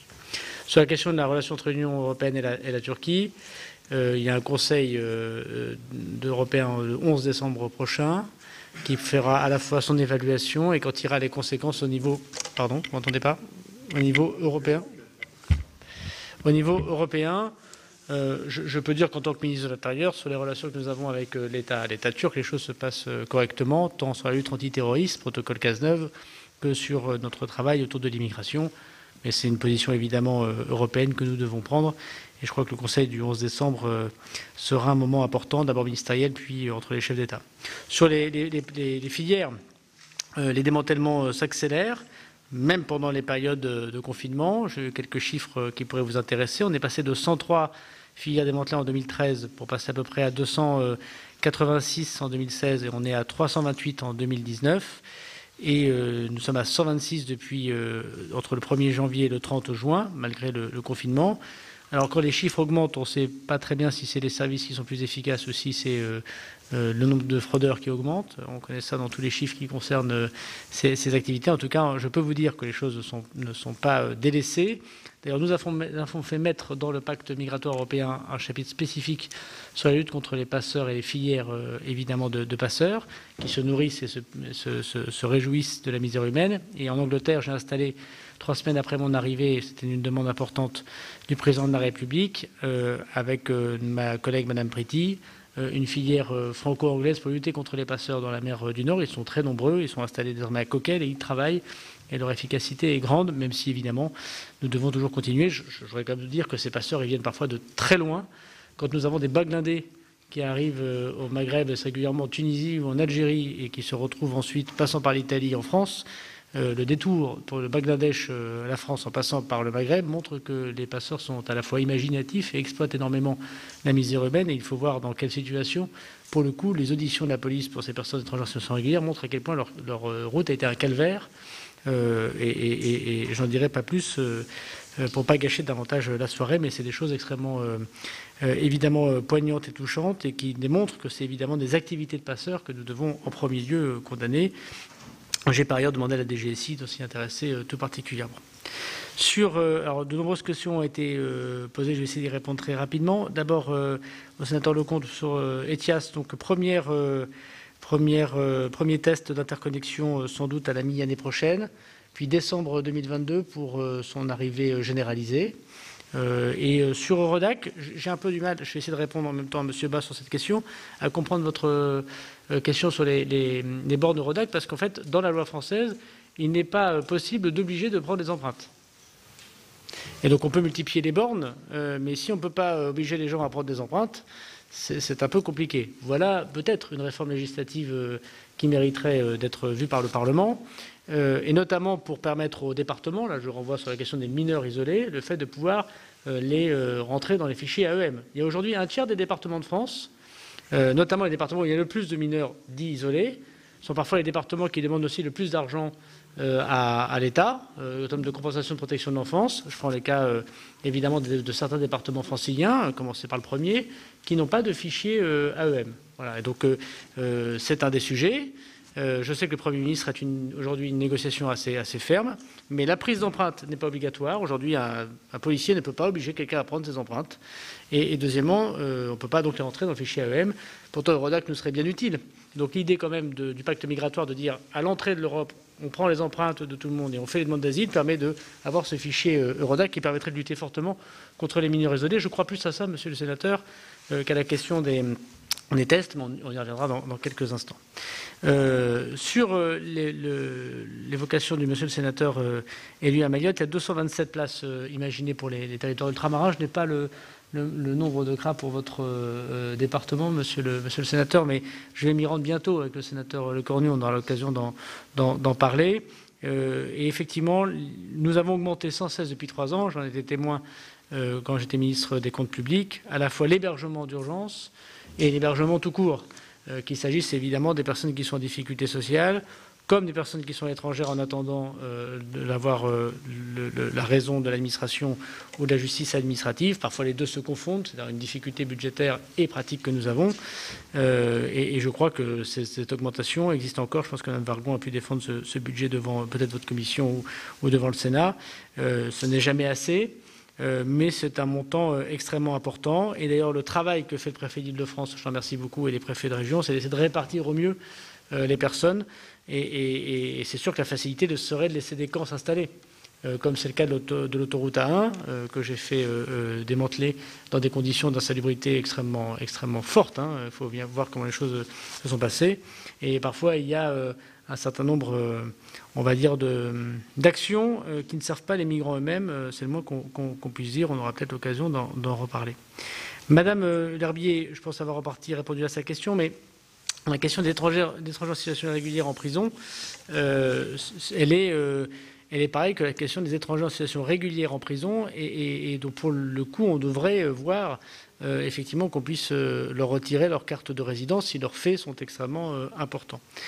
Ça demande aussi une bonne coopération entre le ministère de la Justice, l'administration pénitentiaire et la police. Voilà. Et cette difficulté, c'est une meilleure information, en effet, entre les préfets et les directeurs de prison, pour que lorsque les gens vont sortir, on puisse mieux les accompagner et qu'ils passent le moins de temps possible en CRA, parce que ce n'est facile pour personne, évidemment, à commencer par la personne qui est dans un CRA, pour être effectivement expulsé du territoire national, et donc un travail aussi diplomatique pour avoir ce laissez-passer consulaire.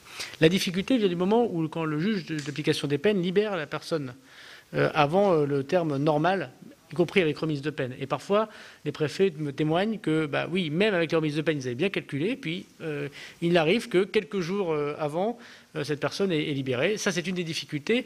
Et sans remettre en cause le jugement du juge d'application des peines, il faudrait au moins qu'on prévoie soit un délai, soit au moins une décision en amont qui permette à l'autorité administrative de mieux s'organiser. Là encore, je ne pense pas que ce soit législatif.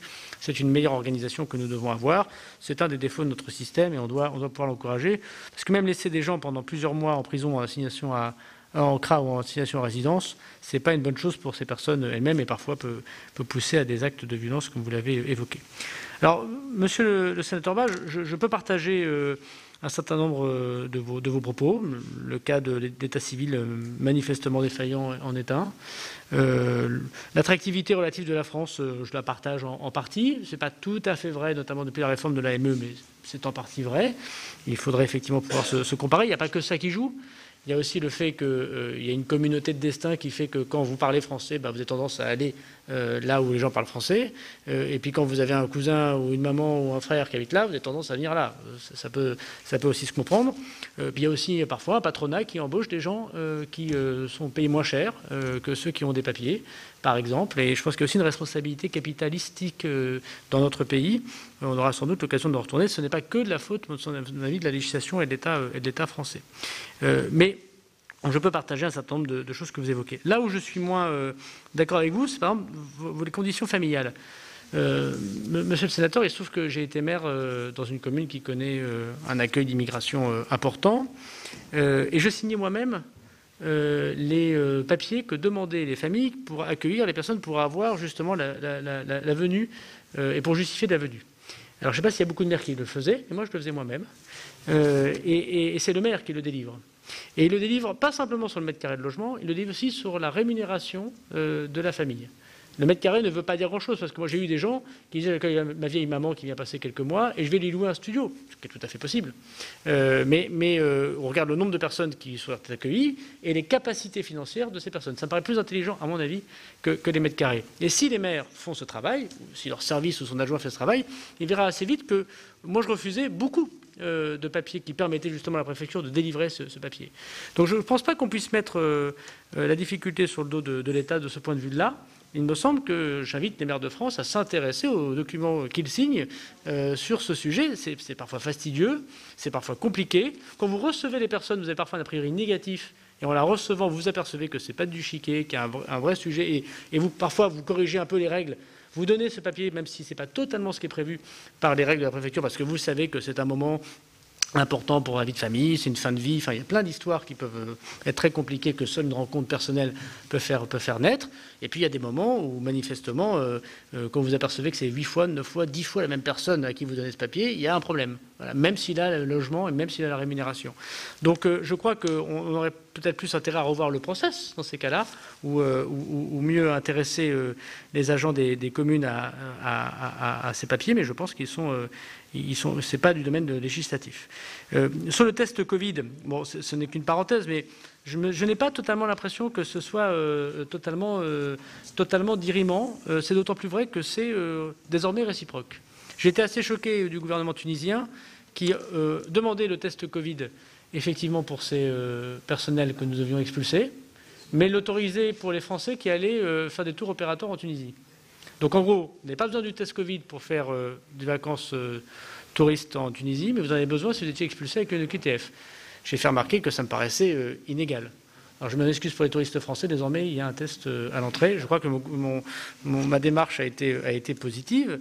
Mais je rappelle que si, pour faire un test Covid obligatoire, il faudrait donc que la loi, et une loi sanitaire, l'autorise. Je constate qu'il n'y a pas eu même un amendement sénatorial pour le demander dans le débat sanitaire, parce qu'effectivement, je peux comprendre, je me partage votre constat, faire un acte médical de force sur quelqu'un, ce n'est pas l'éminent juriste que je vais l'apprendre, c'est dans des conditions extrêmement encadrées par le juge constitutionnel, mais j'espère bien que le Covid s'arrêtera un jour et qu'assez rapidement, ce ne soit plus effectivement une excuse. Et puis enfin, sur les personnes radicalisées, c'est vrai que cela peut être long, je ne le sous-estime pas, mais il apparaît normal, et c'est ce que demandent les pays d'ailleurs en général, d'abord de bien savoir que c'est bien leurs citoyens. Ça me paraît logique et pas tout à fait infondé. Tout le monde n'a pas toujours un passeport dans la poche quand on est FSPRT. Et deuxièmement, qu'ils puissent faire recours s'ils le veulent. Je rappelle que c'est exactement ce que nous permettons à nos citoyens qui ne sont pas en France et qui sont soupçonnés de radicalisation dans d'autres pays. Par exemple, des gens qui sont en Syrie, en Turquie, qui doivent revenir en France. Aujourd'hui, il y a des gens qui font des recours dans les pays, notamment je pense à la Turquie, avant d'être expulsés sur le territoire national. C'est normal et nous devons ces recours. Parfois, l'administration, qu'elle soit turque ou française, peut se tromper. Et puis deuxièmement, nous demandons aux pays qui veulent nous renvoyer, notamment nos amis qui sont partis combattre sur des territoires étrangers ou qu'on soupçonne avoir aidé des territoires étrangers, nous demandons de savoir si c'est bien des Français. Et on passe parfois un peu de temps pour bien confondre le fait qu'ils sont bien Français, parce qu'il ne s'agit pas de renvoyer dans un territoire des gens qui ne seraient pas des nationaux de ce pays. C'est bien logique. Et parfois, ils mentent, ces personnes, ça peut arriver. Donc c'est vrai que ça peut être long, mais l'important, c'est que lorsque la justice s'est prononcée, on puisse effectivement les expulser. Et j'ai constaté avec vous tout à l'heure que c'était de plus en plus le cas. Enfin, pour Madame Goulet, je crois que le sujet principal, ce n'est pas tellement les moyens supplémentaires à la PAF que l'unité de commandement de la police. Je m'explique. Aujourd'hui, si vous êtes commissaire à Calais et que vous avez en face de vous un problème migratoire important, vous ne commandez pas les forces supplémentaires que le ministre de l'Intérieur met à votre disposition, puisque vous commandez la sécurité publique. Alors que l'essentiel de votre sujet, c'est un sujet de frontières et d'immigration.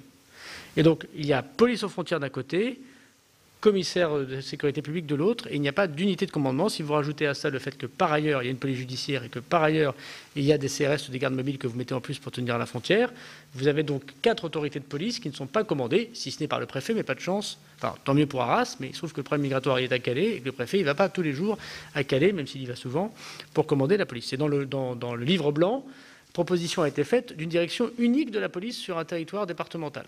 Et donc j'ai proposé que dans le Pas-de-Calais, dans les Pyrénées-Orientales et en Savoie, nous puissions avoir une direction unique et que le DDSP, le directeur départemental de la police nationale dans le Pas-de-Calais, il commande tous les effectifs de police. Et parfois, il y a cette difficulté des services de se passer des informations, d'avoir des patrouilles en commun, d'avoir des interventions en commun. Et je pense que ça peut faire partie des expérimentations du livre blanc qui vont permettre d'être beaucoup plus efficaces et donner davantage de moyens à la police aux frontières. Monsieur le Président, peut-être répondre aux questions sur la sécurité en général ou... je vais la faire le plus vite possible. Le programme sécurité, c'est évidemment... le sujet sécurité, c'est 4 programmes. Police, gendarmerie, sécurité civile, sécurité routière. Une augmentation de 645 millions d'euros. 190 pour le T2, c'est-à-dire pour la masse salariale, le personnel. 455 pour le hors T2, c'est-à-dire le matériel. Et moi, je tiens à souligner une première chose. La maladie du ministère de l'Intérieur, c'est une augmentation continue des crédits de masse salariale et une diminution continue des crédits de matériel et ainsi l'effet ciseau joué avec du personnel qui voyait des augmentations soit d'effectifs, c'était rarement le cas, soit de mesures catégorielles au fur et à mesure que des crises dans la police naissaient. En général, les gendarmes demandant la même chose que ce qu'avait négocié la police, et donc il y avait une sorte d'échelle de perroquet. En revanche, des commissariats ou des brigades de gendarmerie, je pense que vous témoignez tous dans vos territoires de vos interventions nombreuses et légitimes, des armes qui sont parfois anciennes, des moyens matériels et numériques pas évidents, des réseaux de radio qui sont très anciens, bref, du matériel, des voitures qui ont 250 000 km dans les commissariats, enfin chacun connaît ça sur son territoire. Et donc j'ai souhaité, à mon arrivée au ministère de l'Intérieur, rééquilibrer cela. Et donc c'est la première fois que l'effet ciseau est inversé, 455 millions d'euros pour le matériel, 190 pour le personnel. Des effectifs en augmentation, dans le plan 10 000 du président de la République est toujours en vigueur, 1500 créations de postes dans la police, dont je rappelle que l'essentiel sera en sécurité publique, ce qui n'était pas le cas encore l'année dernière, et 500 gendarmes en plus, mais aussi une administration centrale qui se réduit.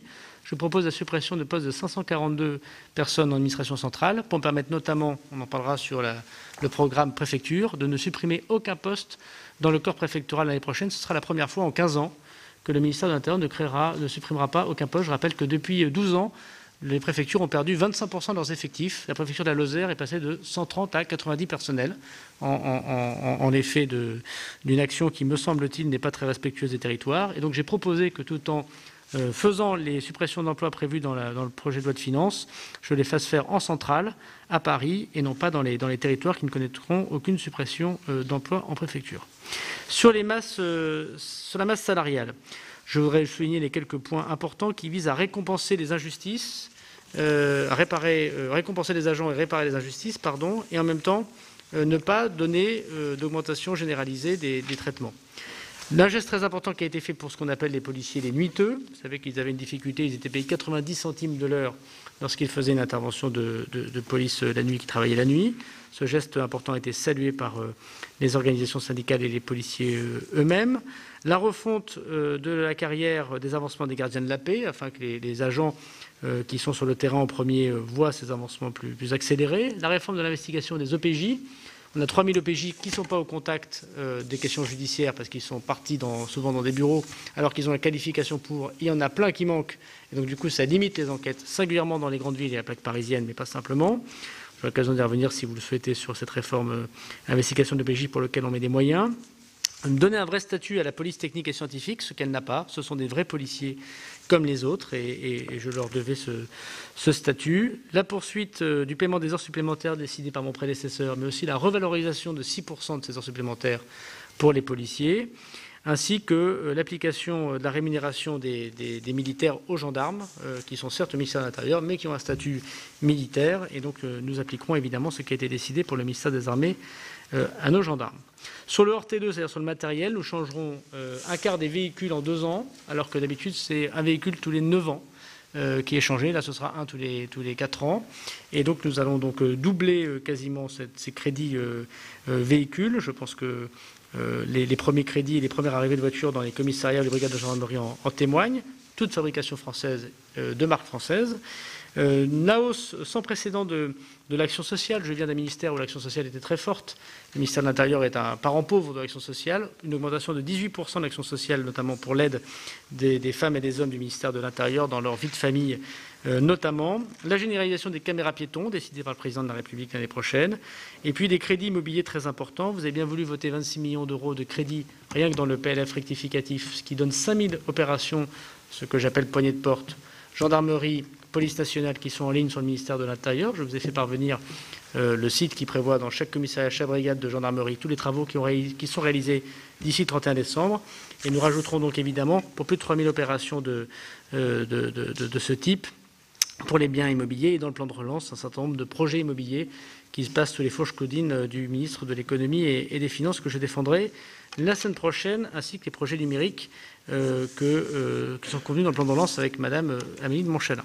Sur la sécurité civile, c'est une augmentation de plus de 8% des crédits, notamment avec les achats d'hélicoptères et notamment le meilleur entretien de la flotte aéroportée de la sécurité civile, si importante, avec des départs de feu qui sont désormais sur tout le territoire national et pas simplement au sud de la Loire, ainsi que le financement du système d'appel à la suite de Lubrizol pour les populations, l'envoi de SMS sur un territoire qui remplace notamment les sirènes, même si ces sirènes continueront à exister, et un certain nombre de sujets, même si la sécurité civile, la tempête Alex nous l'a montré, c'est une coordination avec notamment les services de secours des départements, puisque c'est un jeu à 3, si j'ose dire, sur les pompiers, c'est pas au Sénat que je vais l'apprendre.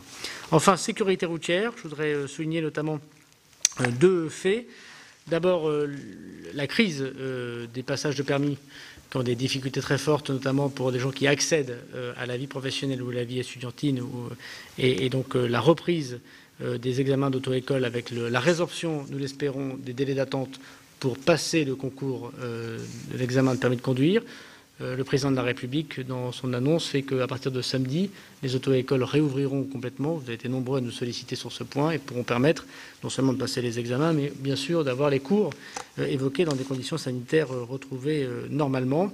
Et puis, il y a une expérimentation sur les voitures radars qui sera lancée dans 4 nouvelles régions, les Hauts-de-France, le Grand Est, Nouvelle-Aquitaine et la Bourgogne-Franche-Comté, avant de permettre l'implantation, et je proposais un amendement au texte sécurité globale au Sénat, pour que les maires puissent installer, sans l'avis de la préfecture, des radars dans leur commune. On aura l'occasion d'en discuter. C'était une demande très forte des élus locaux, notamment dans la lutte contre la sécurité routière.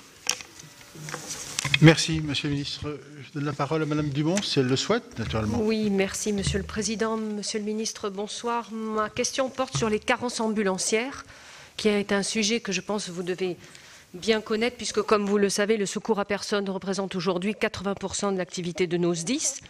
Nos sapeurs-pompiers ne sont plus seulement des soldats du feu aujourd'hui, mais ils sont aussi des soldats de la santé. Et cette évolution est synonyme d'interventions toujours plus nombreuses des SDIS pour pallier les carences de transport sanitaire des services de santé de l'État. Fixé par un arrêté conjoint du ministre de l'Intérieur et du ministre de la Santé, le montant de l'indemnité reçue par les SDIS pour ces carences a connu des évolutions marginales, voire symboliques, au cours des dernières années. Et je vous en cite les éléments. 118 € en 2015, 121 € en 2018, pour atteindre aujourd'hui 123 €. Or, le coût réellement supporté par les SDIS est 5 à 6 fois supérieur à ce montant. Nous avons donc affaire à un véritable transfert de charges de l'État vers les collectivités qui financent les SDIS. Monsieur le ministre de l'Intérieur, en tant que garant de la cohérence de la sécurité civile et signataire de l'arrêté fixant ces indemnisations, pouvez-vous vous engager à les revaloriser rapidement afin qu'elles atteignent tout simplement un niveau décent? Merci. Merci Madame Dumont. Madame Cukierman, Madame la rapporteure. Oui, alors on va peut-être être plus sur l'administration, en tout cas générale et territoriale de l'État. Donc j'enchaîne directement ou vous voulez qu'on fasse? Parce qu'il n'y a pas eu de présentation, quoi, c'est pour ça. Ah mais moi moi, je n'ai pas de problème. Bon, alors on va continuer peut-être avec M. Dominati. Voilà, mais c'est la logique intellectuelle. Voilà. Très bien, oui, j'ai bien compris. En retard, mais j'ai compris. Je me suis adapté à vous, Mme Cukierman, vous voyez. M. Dominati. Merci, Monsieur le Président. Monsieur le Ministre, je suis là pour donner l'état des débats à la Commission des finances. Vous l'avez exposé au départ, ce qui préoccupe la Commission des finances depuis quelques années, et ce qui l'a conduit d'ailleurs la majorité sénatoriale à rejeter cette mission régalienne, qui est la mission de la sécurité, c'est le déséquilibre constant entre le titre 2, c'est-à-dire la masse salariale, et les moyens de fonctionnement et d'investissement. Si on revient 10 ans en arrière, effectivement, la masse salariale a augmenté de 23%, pour des effectifs qui ont varié de 5 à 6%. Et pour travailler, en fonctionnement et en investissement, il y a une baisse de 0,4%. C'est l'aspect essentiel de la mission sécurité pour le budget 2021, avec une augmentation des crédits de paiement de 1,07%, une baisse des autorisations de programme de 0,4%, et la Commission des finances s'apprêtait à faire comme les années précédentes, à sanctionner cette gestion à cause du dérapage des titres, du titre 2, c'est-à-dire des frais personnels, pour des raisons à la fois catégorielles, pour des raisons aussi, vous le savez bien, de rythme de travail qu'on n'a pas trouvé année après année. On est passé de la vacation forte à d'autres rythmes, et puis ces rythmes de travail ne s'appliquent pas nécessairement dans les zones de plus forte tension. Et puis, il y a cette circonstance du plan de relance qui fait que, Monsieur le ministre de l'Intérieur, vous devez connaître peut-être mieux que vos prédécesseurs Bercy, parce que vous avez peut-être trouvé une porte adaptée, mais qui chamboule totalement, effectivement, l'équilibre de la mission sécurité, puisque nous passions d'un dérapage, j'ai oublié de le signaler, de 80% pour les frais de personnel il y a à peu près 13 ans à plus de 90% aujourd'hui, et 10% pour le fonctionnement. Avec l'effet du plan de relance, nous revenons à des périodes antérieures, d'il y a une dizaine d'années, où effectivement des moyens très importants sont donnés aussi bien en fonctionnement qu'en investissement. Alors ça a conduit la Commission des finances à prendre un peu de recul, à essayer de vérifier, parce que nous ne pouvons pas avoir de certitude d'ici la discussion budgétaire de l'attribution, du fléchage de ces crédits de plan de relance. Mais néanmoins, cette année, probablement que pour la Commission des finances, pas probablement, la Commission des finances proposera un avis favorable sur la mission de sécurité compte tenu de la mission plan de relance. Avec évidemment quand même des interrogations et un contrôle qui sera vigilant, et de faire en sorte que, effectivement, pour l'an prochain, la mission sécurité ne soit pas la 14e ou 15e progression en termes budgétaires dans le budget de l'État, tel que c'était initialement prévu, avec une progression extrêmement faible. Deuxièmement, il est vrai qu'il y a un fort rattrapage sur le vieillissement, par exemple, du parc automobile, mais en réalité, un véhicule sur 4, mais sur un plan de 2 ans, ça fait 15 sur 8, c'est-à-dire simplement le maintien, sauf si on a mal compris l'articulation du plan de relance, mais ça ferait 15 sur 8 sur une année budgétaire. Donc, on stoppe le vieillissement du parc automobile. Ce qui serait bien, c'est qu'il y ait un rajeunissement. Il en est de même, par exemple, pour les armes de la gendarmerie qui se retrouvent dans le plan de relance plutôt que dans la mission sécurité. Mais, Monsieur le Président, je voulais vous indiquer que donc il y avait une évolution de la Commission des finances compte tenu de ces critères-là. Merci, Monsieur le rapporteur. Alors, peut-être une question, excusez-moi. Le Président de la République, et vous en avez parlé tout à l'heure, a annoncé un doublement des effectifs aux frontières, il y a peu de temps.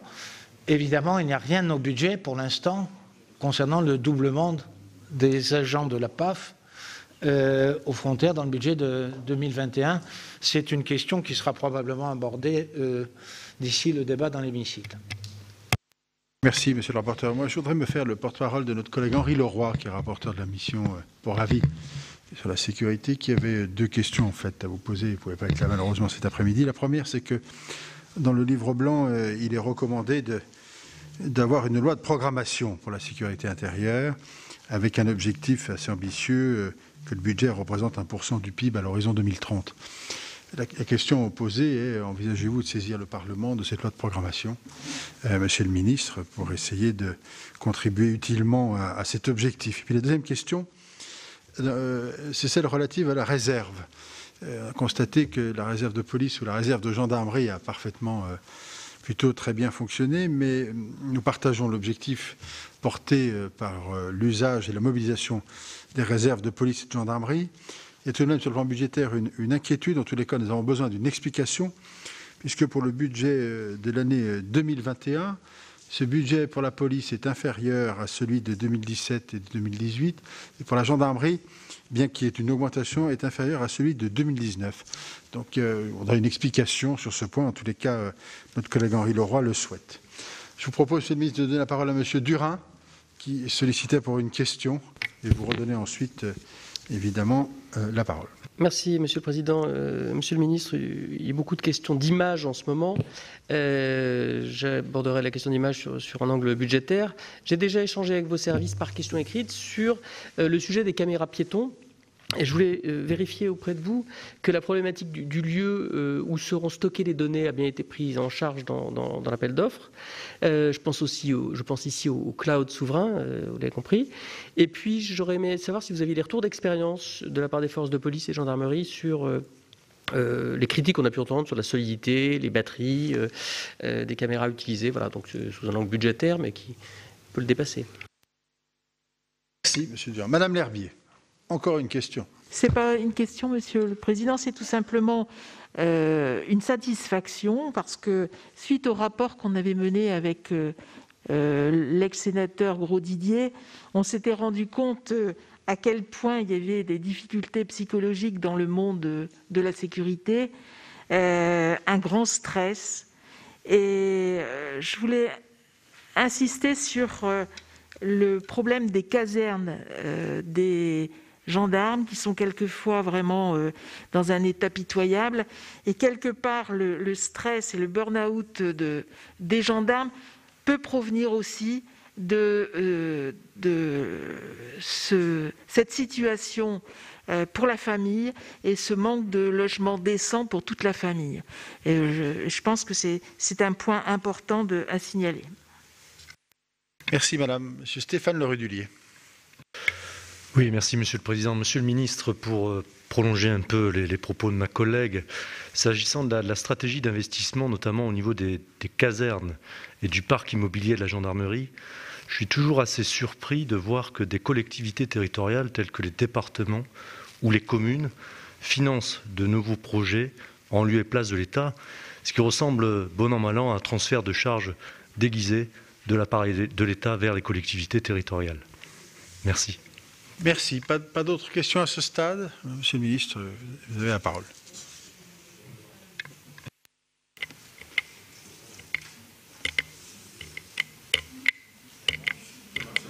Ça marche ? Bien, alors plusieurs questions ont été posées. Je vais essayer de répondre. D'abord, rassurer le sénateur Dominati, tout en le remerciant et remerciant la Commission des finances de son avis favorable, qui ne vaut pas avis favorable, j'avais bien compris, de la politique, mais qui vient avis favorable des crédits. Et merci d'avoir souligné effectivement l'effort particulièrement fait sur le matériel. Et s'il y a parfois des bascules d'utilisation comptable, je voudrais le dire ici, c'est parce que dans le plan de relance, il fallait rentrer dans le programme 363 et dans le programme écologie, et que peut-être en personne qui a connu Bercy auparavant, il valait mieux mettre des crédits éligibles que des crédits pas éligibles pour avoir plus d'argent dans le plan de relance. Donc il n'est pas interdit parfois d'être, je ne sais pas si astucieux est le mot, mais en tout cas d'être attentif aux critères d'appel des projets faits par le ministère de l'économie, des finances et des comptes publics, ce qui explique sans doute une partie des crédits évoqués. Et c'est pas fini parce que, comme vous l'avez dit, il y a des projets immobiliers qui passent dans les appels à projets évoqués, dont beaucoup d'ailleurs, je reviendrai, de lieux de gendarmerie. Mais je voudrais rappeler que c'est bien un quart des véhicules pour l'année prochaine. Et notamment dans ces véhicules, je le souligne, parce qu'il y a aussi notamment, vous dites que c'est, enfin je le dis moi-même une fois tous les 8 ans, mais il y a des véhicules de garde mobile ou de CRS qui sont depuis 35 ans les mêmes, et qui vont être pour plus de la moitié changés. Donc nous allons même là multiplier par 7, par 8, l'efficacité du temps pour pouvoir améliorer ces véhicules où les CRS, les gendarmes mobiles, attendent parfois très longtemps avant l'arrivée des difficultés de maintien de l'ordre et font beaucoup de routes, vous le savez, puisqu'ils se baladent un peu partout sur le territoire national à la demande du ministre de l'Intérieur, parfois des élus auprès du ministre de l'Intérieur, et donc c'était bien ce qu'on leur devait, donc je voudrais le rassurer. Sur les caméras piétons. Alors, les caméras piétons, quelle est la difficulté de notre histoire? Elle a une difficulté de forme et une difficulté de fond. Sur la difficulté de forme, c'est que ces caméras, aujourd'hui, elles ont une batterie qui est bien trop légère. Grosso modo, elles durent entre 2h30 et 4 heures selon les utilités. Mais la brigade de police, elle fait parfois 5, 6, 7 heures d'intervention. Et avoir une caméra qui ne suit pas la brigade, c'est un petit peu compliqué. Du coup, que font les policiers ou les gendarmes? Ils doivent rentrer leur ROI, leur numéro d'identification, pour que cette caméra fonctionne. Parce qu'on doit savoir qui prend ces images. Et ils doivent ensuite la mettre en veille et faire leur brigade. S'ils le font dès le début de leur brigade, au milieu de leur brigade, pour faire très vite, elle s'arrête. Et s'il y a un fait, ça ne sert à rien.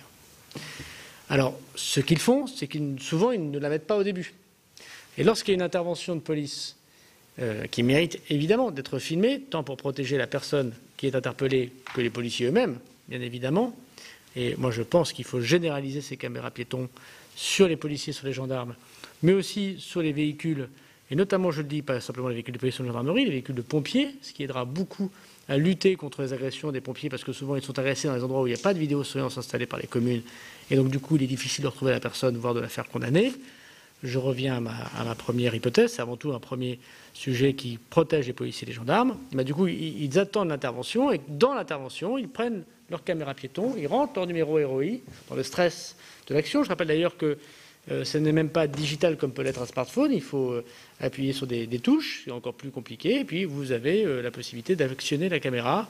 Quand vous appuyez dessus, 15 secondes avant ça filme, 15 secondes après ça filme, mais il faut quand même un certain sang-froid et un grand professionnalisme pour se dire que tiens, il va y avoir un problème, je m'arrête quelques instants, je prends la caméra, je mets un numéro héroïque qui est assez long, et puis j'attends que ça tourne. Vous voyez bien qu'il y a une petite difficulté dans l'histoire. Donc il fallait changer ces caméras qui posaient d'autres problèmes.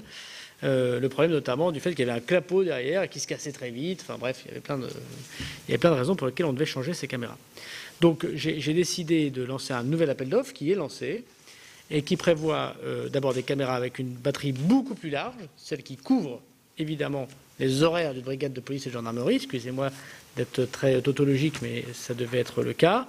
Et qui correspond à la modularité que veulent les policiers et les gendarmes. D'ailleurs, je leur ai fait tester les principes des caméras qu'ils souhaitaient et les critères qu'il fallait pour que, de la base, et non pas du ministère de l'Intérieur, du bureau du ministre de l'Intérieur, on choisisse ces critères d'appel d'offres. Donc, ce nouvel appel d'offres arrivera et sera concomitant avec ce que décidera ou ce que ne décidera pas le Parlement dans le cadre de la PPL sécurité globale, puisque que prévoient ces images ? Aujourd'hui, ces images ne peuvent servir qu'en cas de contestation devant l'autorité judiciaire. Ça pose un triple problème. Le premier, c'est que le policier et le gendarme doivent pouvoir revoir l'action, notamment dans le feu de l'action, sans modifier évidemment les images. Le critère de l'appel d'offres prévoit évidemment bien que le policier et le gendarme ne peut pas modifier ces images. Mais revoir ces images, ne serait-ce que parce qu'on pourrait, avec ces images, sauver la vie ou arrêter une personne en repérant la plaque d'immatriculation qu'on n'a pas pu voir rapidement dans le feu de l'action, voir s'ils étaient 2 ou s'ils étaient 3, savoir si le sweatshirt était rouge ou s'il était vert. C'est parfois l'œil humain et parfois facétieux. Ce qui se passe n'est pas toujours, chacun a eu ce constat dans sa vie personnelle, ce qui est toujours filmé. Donc d'abord, ce que prévoit la proposition de loi qui permet l'amélioration de ces images, c'est que les policiers et gendarmes peuvent revoir dans le feu de l'action des images, sans jamais les modifier. Deuxièmement, les policiers et les gendarmes puissent revoir ces images lorsqu'une fois rentrés dans leur bureau, ils remplissent leur rapport. L'une des grandes difficultés que nous avons, mesdames et messieurs les sénateurs, c'est le fait que souvent l'OPJ qui transmet au procureur de la République ou au juge, souvent au procureur de la République, s'agissant par exemple d'une flagrance, trouve que la qualité du rapport n'est pas extraordinaire. C'est parfois vrai. Et alors c'est une question de formation, c'est une question de temps, mais c'est aussi une question de précision. Et cette question de précision, il paraît normal que les policiers et les gendarmes puissent, sans modifier les images, revoir la scène, quand ça se passe la nuit, quand ça se passe de façon tendue, quand on est insulté, quand on a des coups, on n'a pas toujours la bonne mémoire, et qu'on puisse revoir la scène et puis marquer ce qui correspond exactement à la scène. Et d'autant plus inattaquable qu'évidemment on ne peut pas modifier ces images et qu'elles sont toujours à la disposition de l'autorité judiciaire. Donc ces critères d'appel d'offres prévoient aujourd'hui, n'a pas présumé du vote du Parlement, Monsieur le Président, mais prévoit... pardon ? Oui, mais il y a justement des tranches additionnelles. Lorsqu'on gère une collectivité locale, on sait qu'il y a des tranches additionnelles dans un appel d'offres. Et donc c'est ce que nous avons fait, une tranche additionnelle qui permet de les déclencher le jour où le Parlement aura voté définitivement la proposition de loi et permettra, postérieurement même, imaginons que le Parlement mette beaucoup de temps parce qu'il décide de ne pas inscrire à l'ordre du jour la proposition de loi sécurité globale. Au 1er juillet, je tiendrai la promesse du Président de la République. Il y aura 10 000 caméras piétons pour toutes les brigades de police et de gendarmerie. Et puis si jamais elle devait être votée en juillet, en août, ou si elle n'était pas votée, mais qu'un autre gouvernement choisissait de la mettre en place, eh bien nous pourrions déclencher, c'est ce qu'on a demandé dans l'appel d'offres, les possibilités ouvertes comme une option qui est ouverte. Alors ensuite, vous avez raison, où sont stockées ces images ? Elles doivent être stockées, alors nous l'avons demandé, dans un endroit qui nous permette à la fois de respecter évidemment les préconisations de la CNIL, je rappelle que tout ça évidemment est extrêmement encadré, deuxièmement qu'elle ne puisse pas être modifiée ni être mise sur des serveurs personnels, donc avec un terminal qui est professionnel et qui ne peut être que professionnel et qui ne peut pas être en effet mis dans un cloud qui serait étranger. Donc nous attendons les propositions et comme nous avons beaucoup travaillé sur cette question en amont avec plusieurs entreprises, j'espère que l'appel d'offres ainsi lancé trouvera preneur dans les conditions les plus françaises possibles, mais je ne veux pas me prononcer évidemment sur un marché aussi important. Sur le point évoqué de la revalorisation ambulancière. Alors je sais qu'aujourd'hui c'est 124 €, me semble-t-il, lorsqu'on intervient. Alors, il y a une carence, c'est pas toujours la même chose que ce qu'on constatait par le Parlement, me semble-t-il 500 000 et ce qu'on constatait par les hôpitaux publics, me semble-t-il 300 000. Mais je comprends la difficulté. Alors c'est vrai que le ministre de l'Intérieur co-signe. Avouez que c'est quand même une question avant tout santé. Donc je sais que le ministre de la Santé y travaille, notamment notre travail au secours d'urgence que l'on doit aux citoyens. Je me permets de, peut-être, Madame la sénatrice, si vous me permettez, de passer du côté de l'usager plutôt que du côté du process, mais il est évident que cela y contribue, et je sais qu'en prévision notamment des débats sur le numéro unique potentiel, je vois bien votre question, et bien sûr tout à fait légitime, et elle intéresse le ministre des Pompiers que je suis, copartagé avec les collectivités locales. Je sais que le ministre de la Santé va proposer quelque chose au Premier ministre, et nous avons bientôt des réunions sur ce point, et notamment sur la revalorisation ambulancière possible. Donc je ne peux me prononcer à sa place, mais ça avait évidemment bien compris. En tout cas, ce n'est pas budgétairement dans le budget, si c'était votre question, puisqu'on est à votre commission pour l'année 2021. Alors la question intéressante, évidemment, c'est celle du doublement des effectifs dans le projet de loi de finances, conformément aux annonces du Président de la République. Le Président de la République, il a doublé les effectifs aux frontières. Mais nous le faisons d'abord parce que nous avons augmenté de façon considérable les effectifs de la PAF déjà depuis 3 ans. 381 augmentations en 2018, 493 augmentations en 2019, 294 en 2020. C'est-à-dire que nous avons plus de 1000 policiers aux frontières de plus depuis 3 ans. Alors je rappelle, ce n'est pas à vous que je vais l'apprendre, mais pour ceux qui nous écouteraient peut-être, le moment où on décide budgétairement, le moment où on fait les concours, le moment où on sélectionne les personnes, le moment où on les forme, le moment où ils sortent, par exemple, les effectifs de l'année 2019, nous les toucherons à peine, et 2020, nous les toucherons l'année prochaine. Donc nous avons 1000 policiers à la PAF supplémentaires. Ce serait mentir de dire qu'ils ne seraient qu'aux frontières que pour des raisons d'annonce du Président de la République. Une partie le seront pour le Brexit, notamment à Calais, où nous aurons un enjeu. Enjeu peut-être moins grave que prévu, soit parce que nous trouverons un accord, soit parce que le Covid va durer. Il y a moins de personnes qui passent à Calais aujourd'hui qu'ils n'en passaient hier, mais demain, on repassera un certain nombre de personnes. Mais l'essentiel de ces policiers aux frontières seront aux frontières, et les frontières n'étant pas que physiques, c'est évidemment aussi les aéroports, les ports, bien évidemment. Deuxièmement, nous avons créé, moi je propose, je l'ai annoncé lors de l'installation de la nouvelle patronne des CRS, d'avoir une unité de gendarmes mobiles et une unité de CRS supplémentaires que nous pouvons utiliser davantage. Alors il y a bien sûr l'ordre public, mais il y a aussi les frontières. Et puis troisièmement, nous avons aussi l'utilisation de 300 militaires de sentinelles qui permettent la tenue de ces frontières, ce qui fait bien le doublement des effectifs. Et il ne s'agit pas de créer des postes supplémentaires, puisque je souhaite que les 1500 policiers supplémentaires l'année prochaine, hormis renseignements territoriaux et des GSI, pour les raisons que l'on comprend, soient des postes créés en sécurité publique, dans les commissariats de notre pays. Et on aura d'autres raisons de parler devant vous de la même façon dont on redéploiera des gens sur le terrain, notamment la suppression des tâches indues. J'en ai notamment une à annoncer à Madame la rapporteure dans quelques instants sur le programme préfecture. Sur la loi de programmation, oui, je la prépare. En tout cas, c'est la conséquence du livre blanc.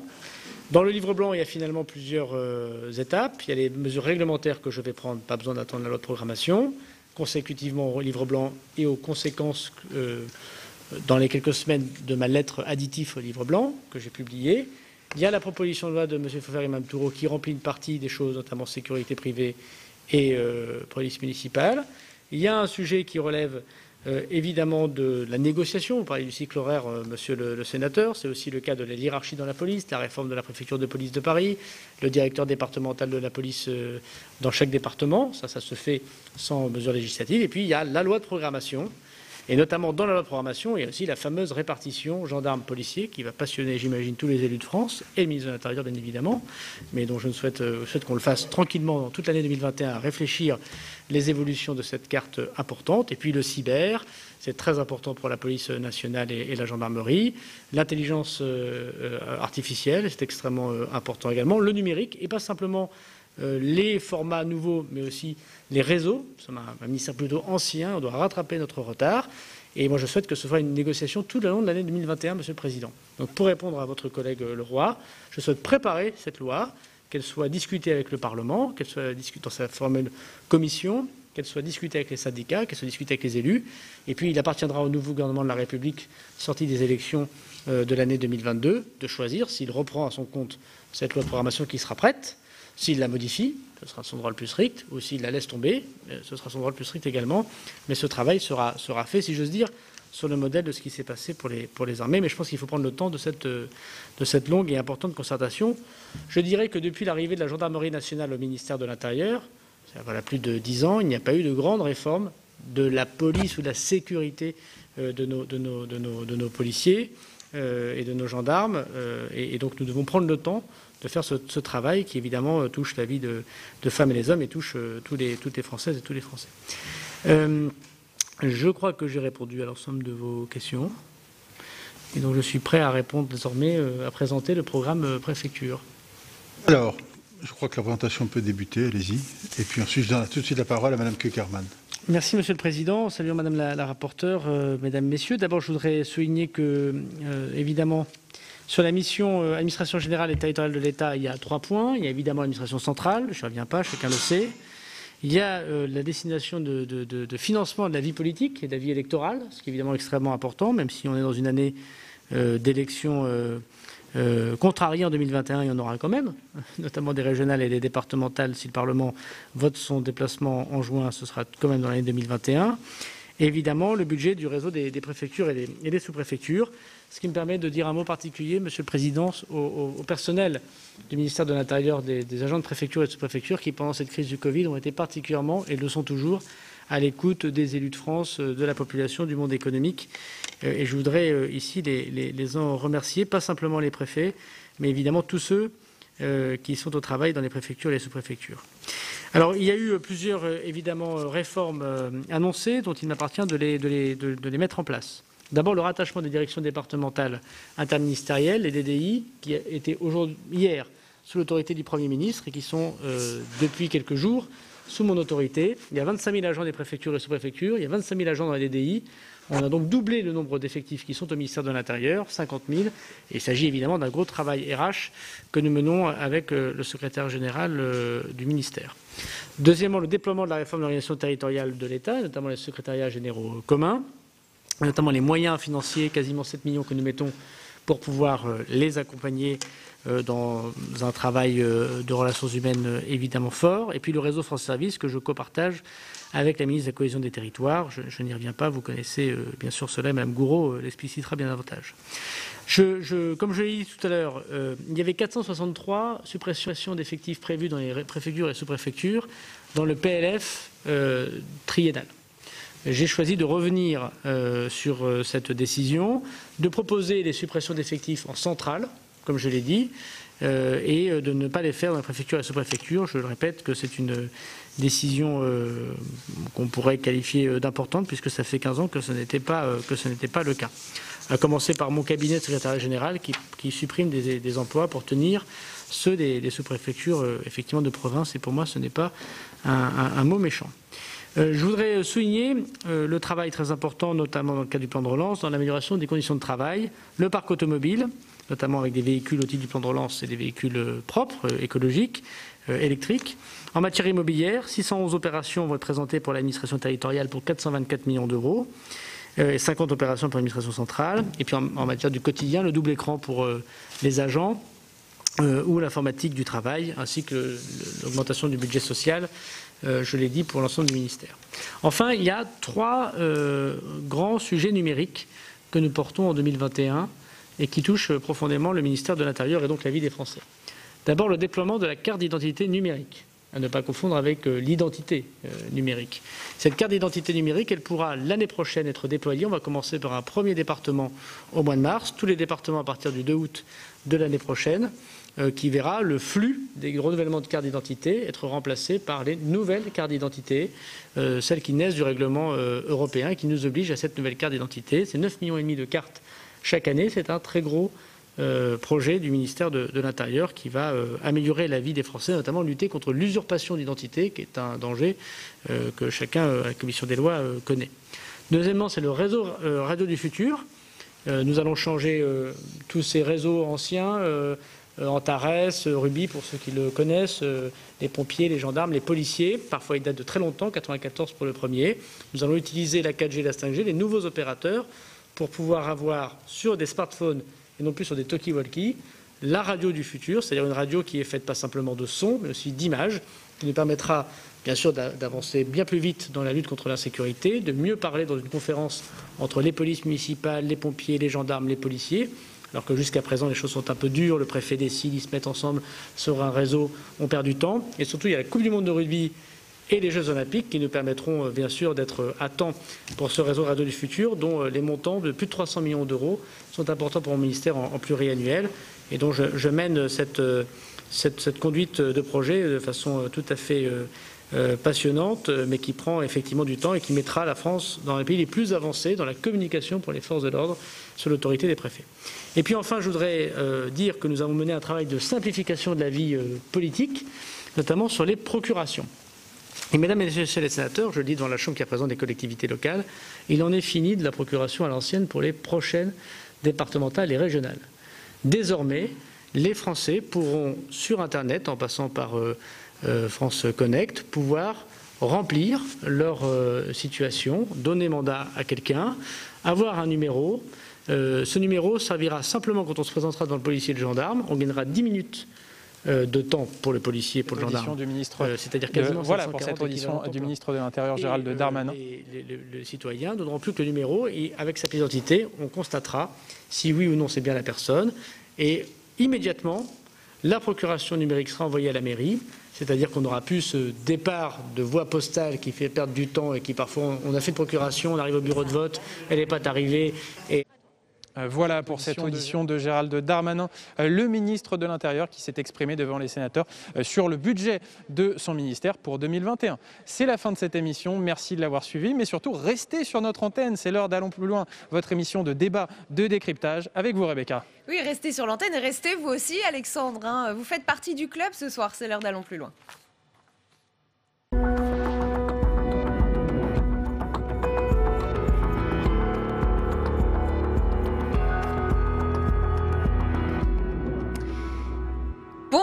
Bonsoir à tous, bienvenue si vous nous rejoignez sur Public Sénat, ravi de vous retrouver pour un nouveau numéro d'Allons plus loin. Prenons le temps ensemble d'analyser et de questionner